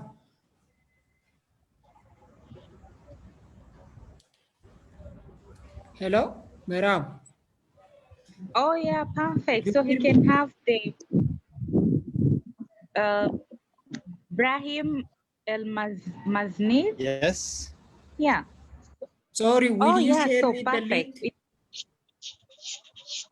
on the chat, Zoom chat? Okay, I will do it at the end of the presentation.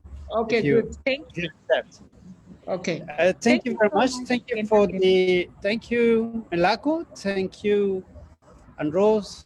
Thank you, everyone. I'm happy to meet you here. Thank you for the initiative and for this wonderful meeting. Well, I'm Brahim El-Maznid. I'm from Morocco, from Rabat.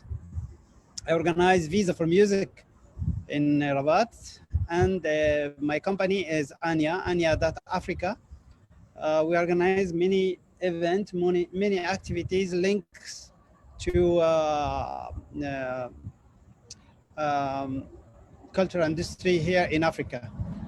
Well, Visa for Music is a festival and professional market for African and Middle Eastern music. Both a showcase and exchange platform dedicated to artists and professionals in the music industry in Africa and in MENA region. Visa for Music established itself ever since it launched as a festival and as an international reference market for world music and modern music, as well as a major cross-industry space for the music industry. The last edition, which took place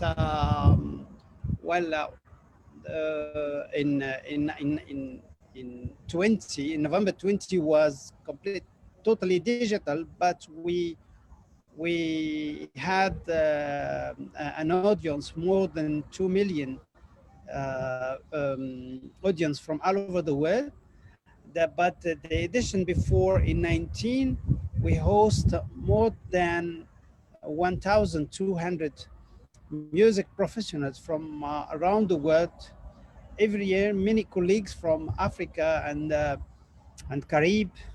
Caribbean region and from diaspora, because for me, Africa is not a geography, it's an spirit. So Africa is everywhere, and Caribbean people are African as African who lives in our continent, and we have a diaspora everywhere, and this diaspora are very diasporas are very dynamic. So this event is a key event of the agenda of music professionals. Visa for Music attract every year hundreds of music business personalities as well as confirmed artists and developing artists from around the world, especially young professionals, and also a lot of women's, because we in Visa for Music we fight to have 50% of the artists who are on stage, 50% are female, which is we are one of the events who defend gender equality in our business. The next edition will held in next November. We cross fingers to have it not in digital only, but also to host you, to have you, all of you, with us. It will be in the third week of November in Rabat, Morocco. During 4 days, the participant will have the chance to share ideas and opportunities during the showcases, professionals, meetings, and conferences, as well as workshops, as the workshops. We every year we organize many workshops for a new generation of managers or in culture. So it's many meetings to develop in capacity development. It will also be an opportunity to discover professionals, artists from Africa and from our region. So the application is open right now, so people can link to our website visaformusic.com and to our Facebook page, Visa for Music, and also to in our website www.UNIAACL-Africa. So this is our website. You can also discover a new projects in our and concepts in our website UNIAACL-Africa, like Africa's, which is an opportunity we give every week, every Monday, to a professional from Africa to give us, and for a country. So every year, every week, we host a country from Africa, and you can discover a new playlist with amazing music. For example, last week was Kenya, and this week is Rwanda. So every week you can discover a wonderful playlist of music from every country. As you know, we have 45 I think a week a year, so it's the same number as the number of countries we have in Africa. So every week you will discover a new playlist, and also you can discover many other projects we try to defend in our company. So I don't know if you have 30 seconds to present you just a teasing of the last edition of Visa for Music. I will try if it's possible. 1 second. 1 second. 1 second. I will try.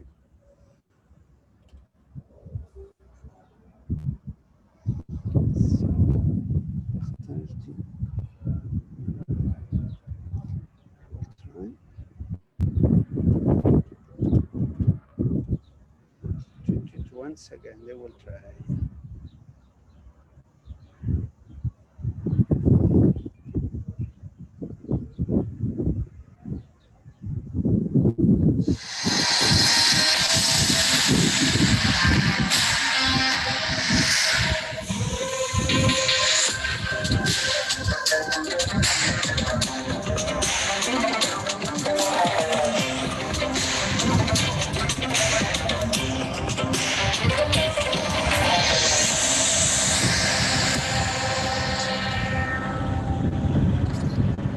I don't know if it was okay or not. Hello? Oh yes, sure. We actually listened to it. Oh, not, okay, that's too sad. You didn't see it. Okay, that's too bad. Okay, I will try again.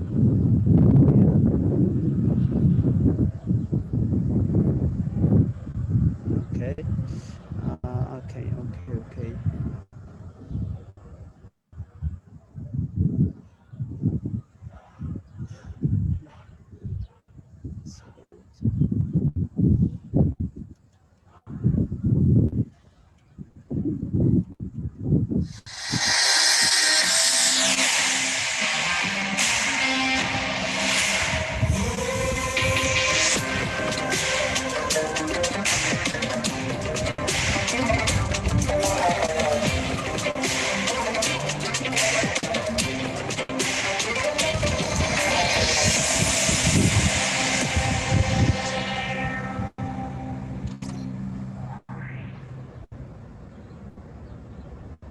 Was it okay? Yes. Perfect. Thank you very much. And please take a look on our website, UNIAACL.Africa, and in our social media, Facebook, etc., and Twitter and LinkedIn. Thank you very much. Thank you. Thank you so much for the submissions that you've made and for the showcasing of the rich heritage and culture that we have. Music is a unifying factor, and we could even see it from the video you've shown, and how much richness in culture and heritage that we have.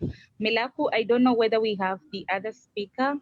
Yes, Do you Luna, have the other speaker? she's already in.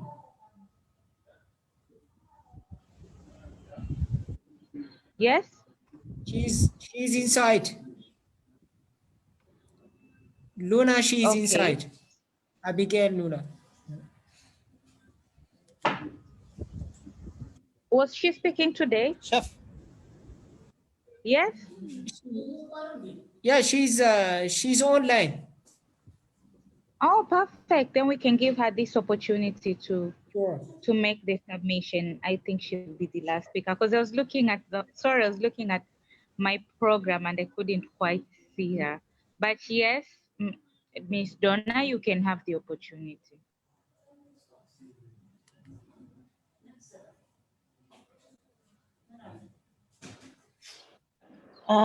Apologies, it would be me now, Luena.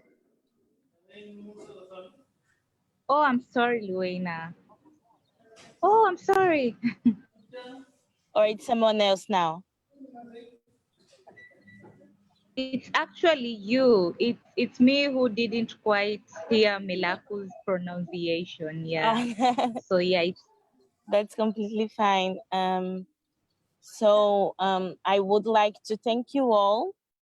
First and foremost, my name is Luena Bigai Pimenta Ricardo. I hope you can hear me well. Can you hear me well? Yes, we hear you. Yeah. So my name is Luena Ricardo. I am a researcher at the Furtwangen University.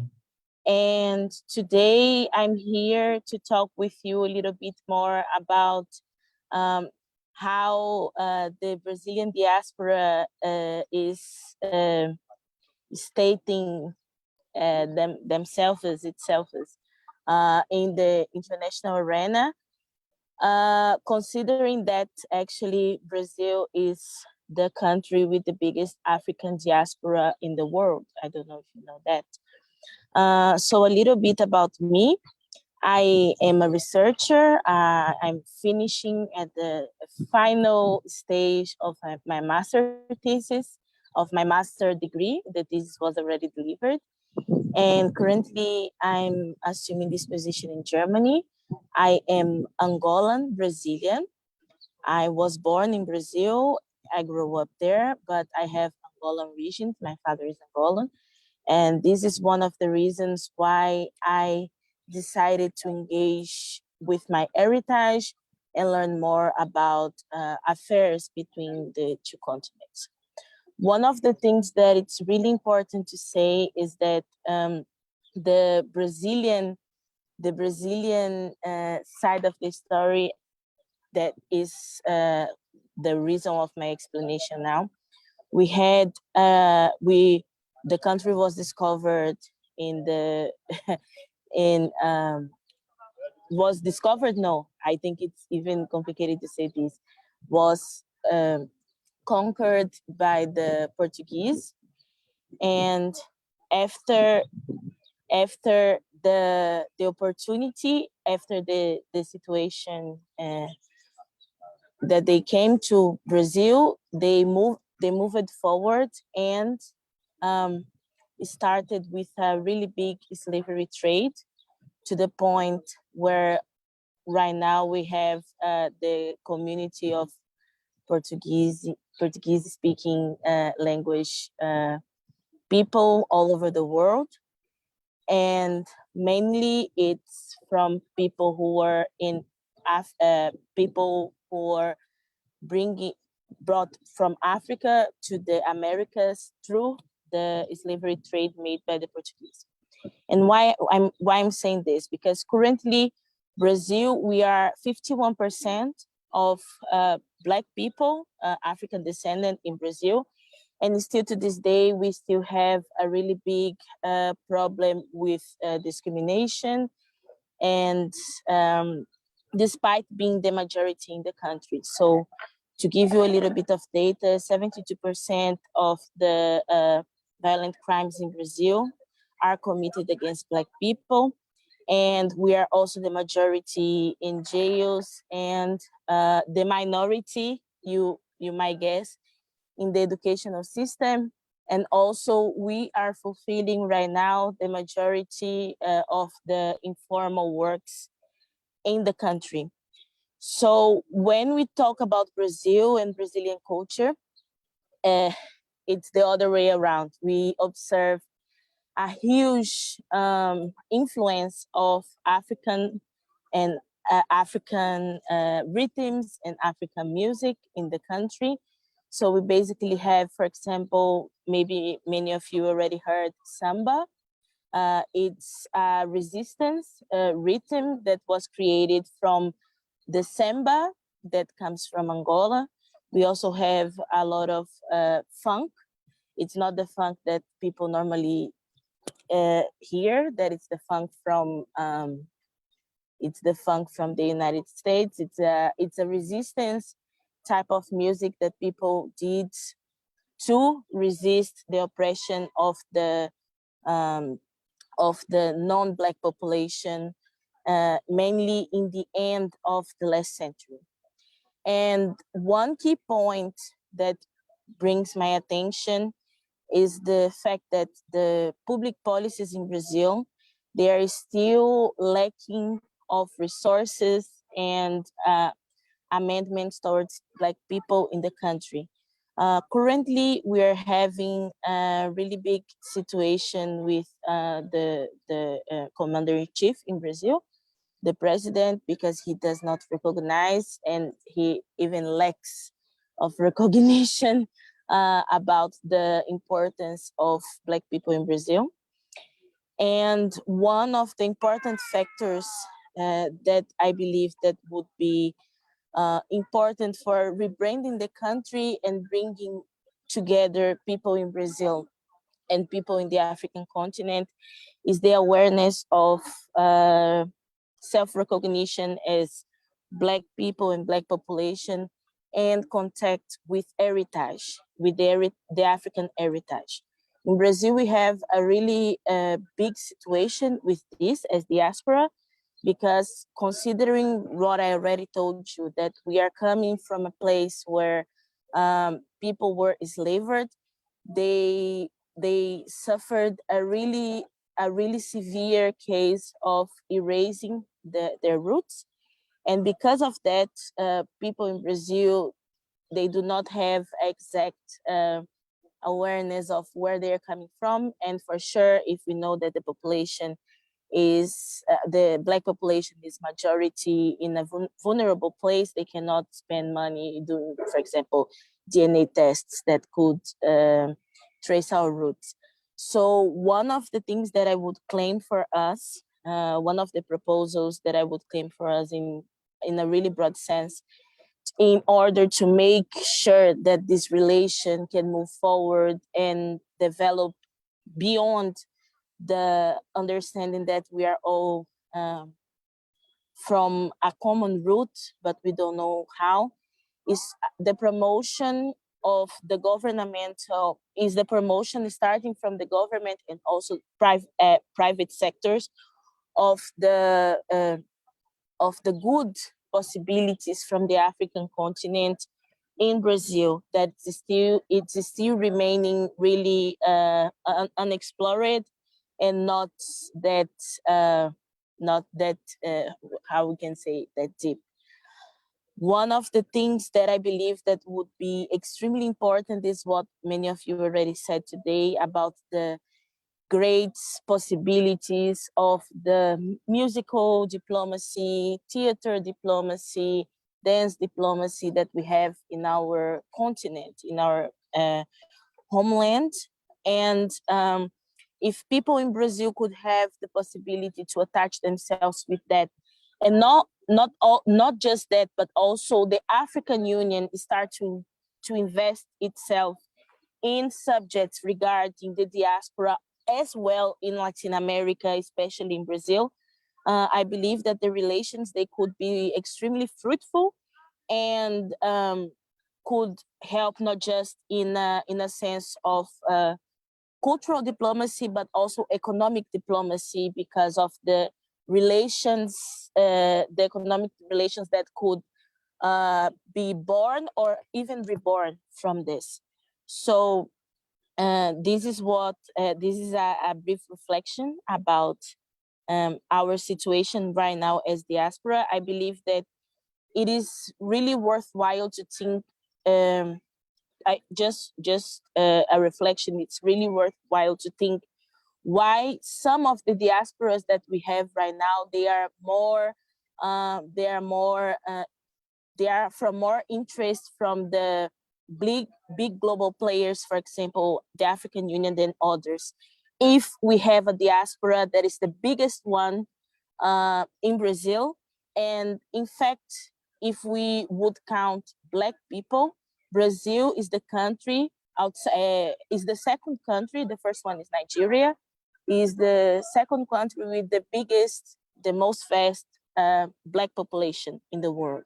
So we must build bridges and make possible for people in Brazil that are in a vulnerable situation to acknowledge Africa more than just a far away continent, but also a continent that it's their own. Thank you so much.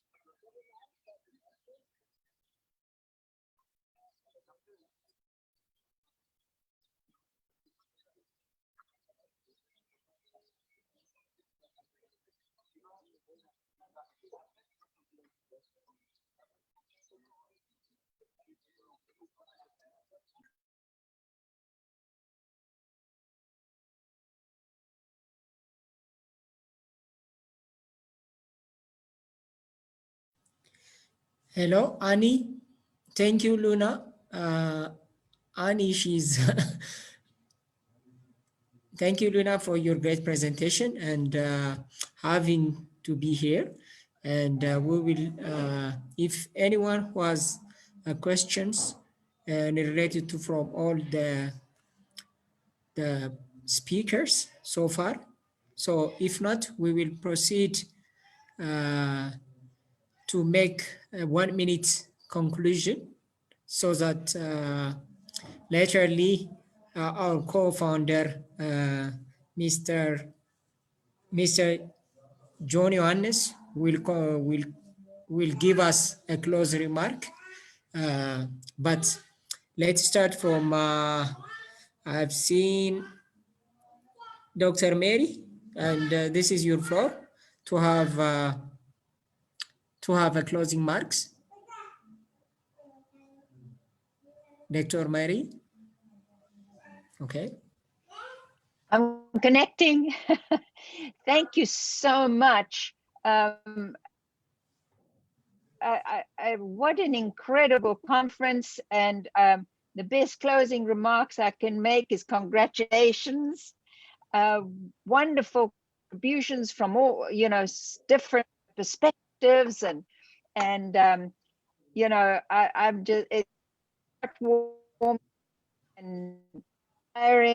Really, you're amazing. You and your Model United Nations team, Ethiopia, are doing a fantastic job. So really, congratulations. Remember, strive toward peace within yourself.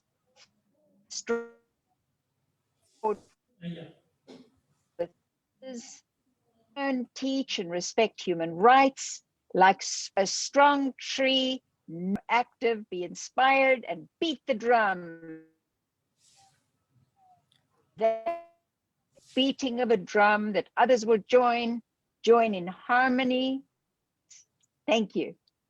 Okay, thank you, Dr. Mary. Wait us. We will have, after the closing mark, we will have a group picture. So don't be get away. We have a little bit minutes, so a few minutes will stay. So the second, Mr.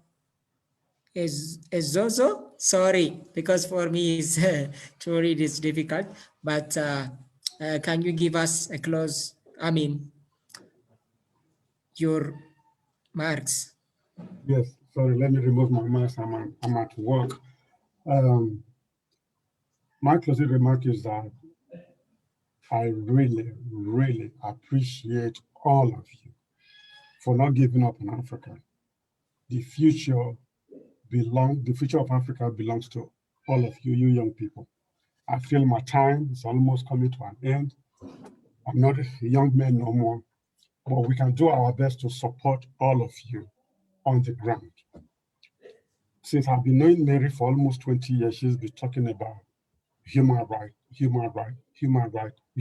education. She has not changed. And since I met Mr. Lutis Roveni, she'll be talking about peace all the time. I met him with President Jerry Rawlings. The same day I met, Mary. All of them have been on the same path. My hope is that the time has come when African leaders will listen to the young people. If they teach us Portuguese, English, French, Spanish in the classroom, I see no reason we cannot adopt the human right and peace education in our classroom all over the continent.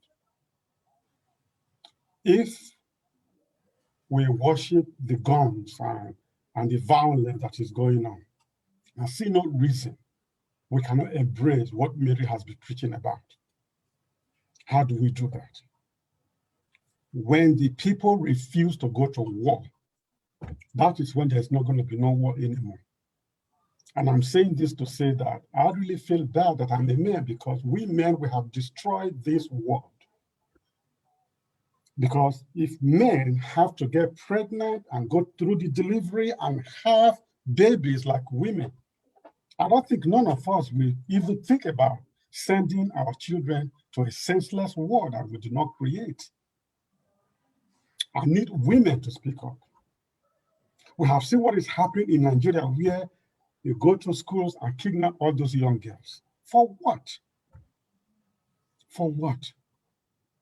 I don't know what more to say. We just listened to the young lady from Brazil. Look at that story. 51% Blacks in Brazil. Yet the discrimination is right there. And our leaders are listening. Can somebody come to my house and kidnap my children, and then I will be quiet? Or should you as a parent gonna go and find your children wherever they are? That is the spirit of Africa. They have taken African children to slavery all over the world. Well, it's about time for us to unite them. We are coming to Brazil and listen to your presentation. You gave me more energy. We as an African, we are the parent, we are the mother, we are the father, we are the uncle and the aunties. that we have to find our children wherever they are. And we are going to do it with the cultural language of peace and human rights education in the classroom. That's what we asked for. I was talking to some kids last week from Liberia. They are ready to mobilize African girls, but they don't have no money. But every African country has military budget, for God's sake. We turn around and give those money to the West so that we can use it to buy gun and we use the gun to kill ourselves. Let's face it. We don't have to be afraid anymore of speaking. My question to all of you is, when are we going to have another one? I know there is a coronavirus that is going on, so we can't meet face to face. But the coronavirus is not going to last forever and ever. I'm encouraging each and every one of you to sign up with Mary Shorowa. She is our hero. She is the champion for human rights for the continent. We need her. And hopefully by November, we are going to be knocking on your door to join us for peace and human rights education for the whole continent. We are not turning back. This is our time. Please join us and continue the struggle. I appreciate all of you. Thank you, and may God bless you. Peace.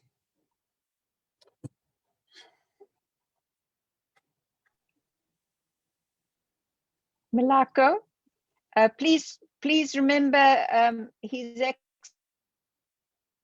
Excellency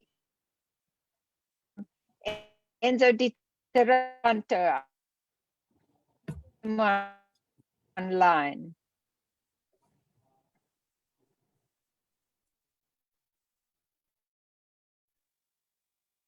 Hello?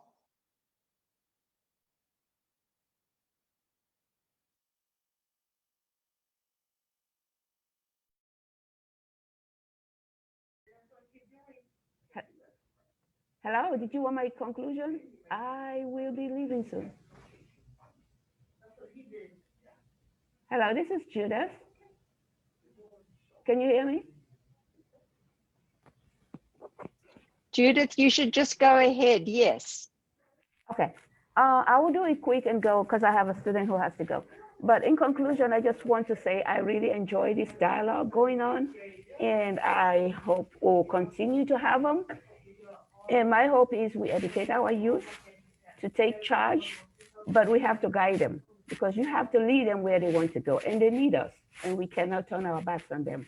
So give your time, pay your attention to them, hear them, because they're going to share what they need, and listen to them and do not judge, because we as adults, we have been judging too much. So let's hear them out and see what they want, and let us work together. And together, we can love, and there will be peace on this earth, and human rights will be respected for everybody. So let's respect each other, and you have a great day. Thank you. Thank you so much, madam. Before you leave, sorry, can I ask all the speakers and the panelists to have a group picture? Please open once. Sorry.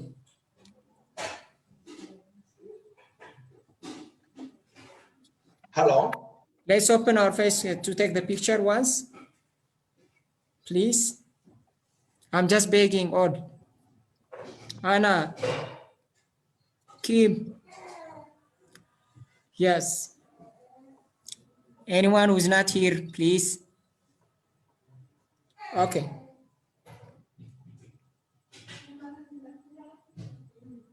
Waiting once, okay, just wait a while, okay.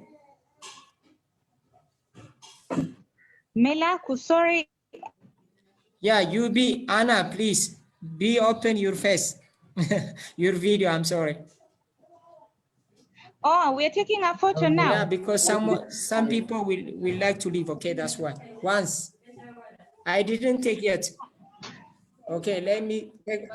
Okay, here's my face.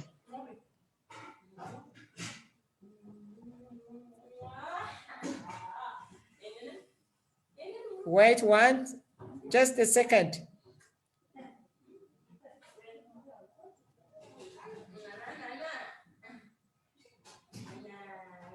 Wait.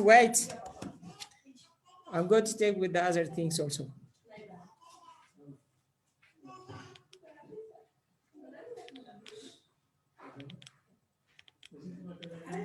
Okay, thank you, madam. You can leave right now. Okay, let's go for the next speaker is closing mark. Yes, Hello? I'm going to His sign off Excellency also. will close, okay? His Excellency, he's here, right? I saw. Hello? Yes, okay. Hello? This is Enzo. Okay, the next close, I mean, the next person or the speaker Hello? will let you speak. Someone. This is Enzo. Can you hear me? Yes. Okay. So I apologize. I didn't get the call for making the conclusion, but appreciate the floor again. So my point is in terms of following up to this conversation, and I'm a little bit concerned about the intermittency between different dialogues. And I explain myself. So I remember that we had a conversation a few months ago, and now this one, and probably, you know, in the next weeks or months, there will be another forum like this. But what I would suggest the organizers to reflect upon is a way to make this dialogue more constant and even permanent, in the sense to create some sort of web-based environments where the speakers, the participants, and all related networks can interact and contribute and you know, post inputs or documents or share experiences on a more permanent basis. So my suggestion is that maybe as a small committee is established to create a proposal in this sense. Maybe the Professor Enzozo could lead the process if it's something that may be of interest for the university, and then present this proposal to diaspora communities for funding, and that would allow the dialogue to continue on a more permanent basis, and also instead of having Zoom webinars, you know, periodic or sporadic, rather having a platform that could allow the constant interaction and contribution among speakers and participants and audience in general, as I said earlier. So if this is an idea that may be of interest, I would be keen and willing to contribute to the project.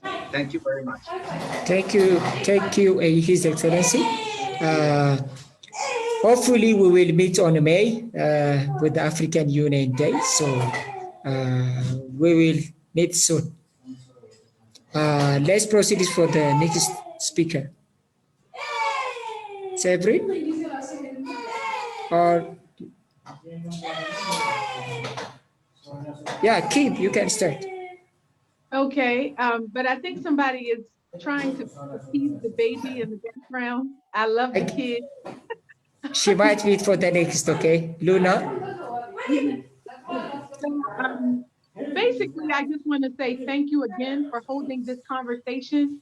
A lot of times when we see that the African Union has created a theme, you never really see the follow-up of some type of galvanizing effort to organize community stakeholders around that theme. Perhaps you may say that the African Union, this is not their job, but I believe that civic and community engagement is.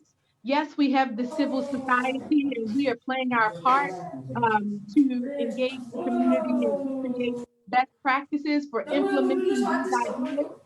But I'm so thankful that the Model African Union of Ethiopia stepped up to have this conversation as an art and cultural practitioner living in the diaspora who has dedicated her life to creating connections between the diaspora and the continent using art and culture. I appreciate this platform. So thank you. I also want to remind you all, I'm not sure how many of you already know each other from past work. It seems like some of you are connected, but I am not connected to you. I do not want this to just be an event or a conversation. I have posted my number for WhatsApp for several of you into the group chat. Please, please connect with us. The work has just begun and we want to continue the conversation. This November, we have our Art for Social Transformation Conference in South Africa. It's called Artisan, where we connect artists and art culture to sustainable development. This is our 5th year. First year in Ghana, second year Gambia, third year Uganda, last year Tanzania, this year South Africa. We want to talk about what we're doing at our conference. Please connect with me so I can give you a platform to do that. And I heard what the gentleman said, what he said before he left. And I just want to let you know, as a woman living and working in the diaspora and on the continent, the largest contract I've ever received from Ghana. There's money in Africa. There are resources in Africa. The human resource is the greatest resource, and there are plenty of those in Africa. We have everything we need. And the diaspora is the part of the puzzle that has been missing from the decision-making table that needs to be re-invited. So I want to make sure that we're not looking at the diaspora for money. Yes, we have money, but we have so much more, and you have money too. It's time for us to put our resources together. And I love the fact that I'm an artist saying this. I don't benefit. I'm not a politician. I am a businesswoman, but the business that I bring is in partnership with so again, thank you so much. If you are interested in partnering, please go to our website, www.artistinstitute.org, tideforce.org.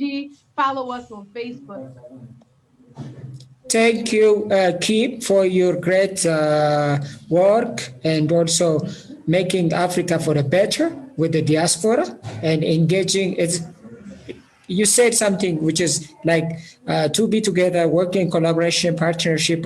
This is very important because we not to be clapped with our one hand. So we need people to be with us and people to be with us. Okay, this is very important issue that you raised. Let's proceed with the Luana. Sorry.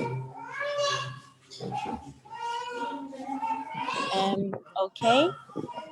Thank you. First of all, I want to thank you for the opportunity, for the platform. It has been really enlightening to hear all of you and learn more about your experiences and your stories.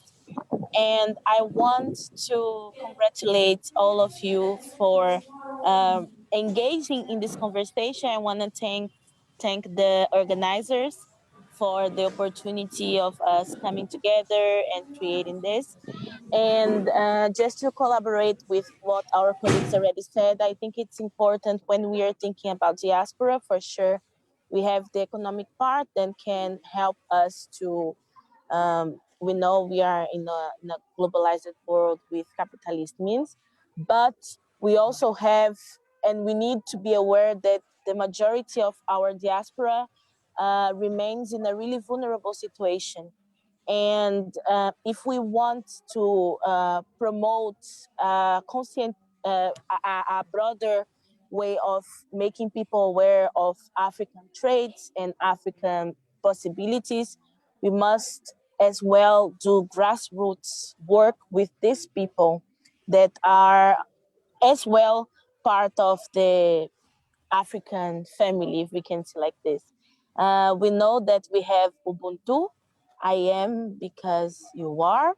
So if we are aware of that, we should as well be mindful of these people that are also claiming their roots and their belongings inside and outside of the continent as well. I just want to make a final recommendation he is a really amazing scholar. He was an amazing scholar from the Brazilian African diaspora. His name is Milton Santos, and he created the terminology called globalized solidarity, and it's a way for us to serve the world in a different perspective, and maybe as well utopia in the days that we are today, but for sure something that we must always be seeking for as people, and for sure if we talk about Ubuntu as also Africans. So I want once again to show my appreciation for the platform, and I'm looking forward to engaging with all of you again in further events. And that's it. Thank you. Thank you, Luana, for your recommendation as well as for your great show. By the way, keep it up for your University Model Africa Union. So I hear that also you have on June 2nd, that's a great Model Africa Union, the University of Lumberg, or what is it? I'm sorry, for I don't know the names, but the university. So hopefully we will keep in touch before that. So we have one event that we'll be organizing, the AU Summit. So we will have on May. So we let's partnership together, and so that if we make things in collaboration and partnership, we can reach our goal together. So we all have the common goal. Yeah, definitely. Yeah. If you allow me to say it, for the ones here interested in engaging, just what Milak just said, I'm part of the Model African Union by Hoyt. That it's a Model African Union here in Germany. And as he said, we are moving forward with the organization of our conference. And I am the head of workshops. So I'm right now actually looking for enlightening people with things to with the desire to share their knowledge like you. So I will include my mail on the chat, and all of you who are interested can also talk with me, and then we will make sure to include you in the conference, because as I saw here, the level of engagements was extremely high and positive. Thank you so much, Melako. Thank you, Luna. We will appreciate your ideas, and we can support as much as we can. Don't worry about it, okay? Let's communicate, okay? Thank you so much. The next someone, Norman or Xavier? Yeah, Xavier. Yes. Okay, keep it, okay. Yeah. I really appreciate for the opportunity to participate on this conference. I thank you, Mary, for the opportunity, and I thank all of you for having us to discuss the crucial issues that pertaining to our mother continent. As Agrippa mentioned, that we are working on a peace education project in Africa. We have curriculum that we wanted to introduce to each of 55 African countries, where we will be discussing all of this. So I'm totally agree with His Excellency Enzo that we need to take this as a sustainable discussion. We are also going to start our engaging in each of the African states, working closely with the African Union, and especially on agenda of gun silencing. So our peace consent will involve all this kind of discussion that we have been having today. And I think with that approach also will give it will be an opportunity for continuing discussion on the agenda. So I welcome all of you to take part on the movement, and we, Mary, Agrippa, and you people at the African Union, we are going to work together to ensure that this agenda is sustainable, discussed throughout our programs wherever we go to each of the African states. So thank you so much. I appreciate, and please, at SADC, you can also contact us so that you can join the movement. But as a peacekeeper, I will maintain food security as one, food insecurity as one of the cause of insecurity in Africa. That is a critical agenda for us to engage. And also I'm calling upon youth, African youth, to engage in agriculture to ensure that your stomach is full. If your stomach is full, you will not consider carrying a gun to go hunt your neighbor or your relative. So I thank you so much. Thank you so much, Mr. Severin. And the next will be Mr. Norma or Chizoro Okeke. Chizoro. Okay. Thank you Mr. very much. Norma. Okay.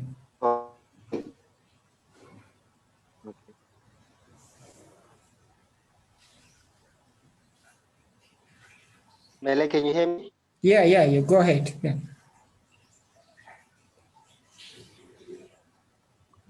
Can you hear me, Mele? Yes, just speak, no problem. Okay. I think I'd like to thank everybody for participating, time and taking to engage with us, and to at least give us an audience. I think what's important is to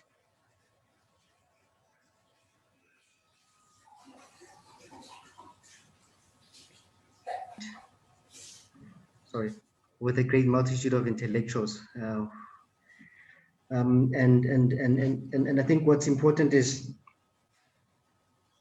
if we continue to have a coordinated advocacy and lobbying approach to everything that we're trying to achieve, we may be able to achieve the objectives that we put on the table.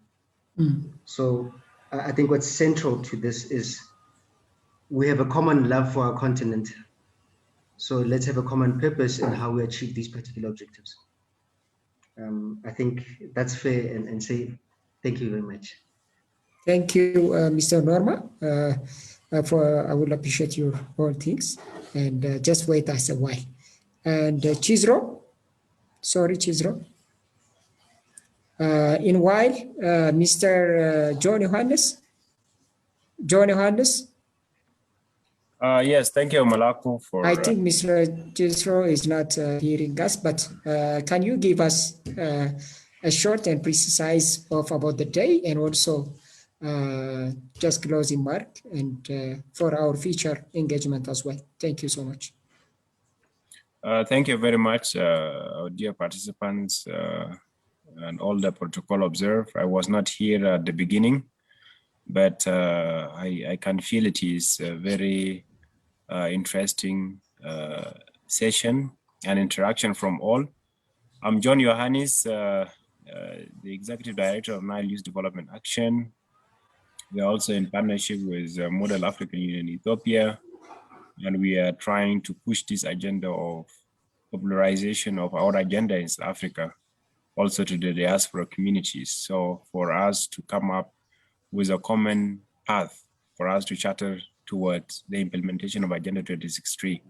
And I'm very glad to see these knowledgeable panelists who give their knowledge on how we can foster culture, heritage toward the Africa that we want. So I'm very happy, and we move this effort forward for us to create the necessary awareness and the platform for the next generation also to lead the same call on advocacy on how we can be closer to our continent and how we can be closer to the policies that are headed by the African Union Commission. So it's good that young people also are taking center It is our aim for young people to be at the heart of the affairs. We just don't need them to be the beneficiaries of policies. We need them to be also a part of policy formulation so that the young people concerned can be addressed in whatever continental agenda we are pushing. So it means we are grooming the next generation to be really ready for taking the country, the continent toward Agenda 2063, meanwhile focusing on the Sustainable Development Goals.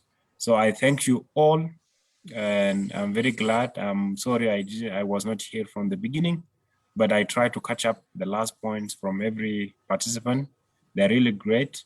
We will champion the way together, and we will do our best to reach any resolution and comments to reach the concerned institution, particularly the African Union. We will try our best to push whatever we discuss, and we forward it forward for the policymakers also to know that we are doing our best. We are not just sleeping, but we are waking up our African people, African with they are African in the diaspora. So this is our call. And I believe we have what it takes, and we have the potential, we have the energy, we have the knowledge to achieve the Africa we want. Thank you very much for your participation, and thank you, Molako, and all the participants who were here today to make this a great session. Thank you very much. Thank you, Mr. John, for Executive Director of this Development Action, and for your remarks. I hope we will have a next engagement that will be for the African Day on May. So we will call up on with the partnership with the all organization concerned. So I hope you will be open for all things, for the future things that we work. Thank you so much. Have a nice night, or have a nice day, or have a nice morning to all. So see you all. So you can contact with the Model African Union. I already dropped. Thank you so much. Thank you. Thank you. Thank you. Thank you. Thank you, Dr. Mary, for your great initiative and inviting all the peoples as well. Okay. Also, Professor Israel, I hope we will meet soon, and then we will email you something related to our work. So we will meet you all soon. Since bye to all. Bye-bye. We're coming for you. Thank you. Bye-bye.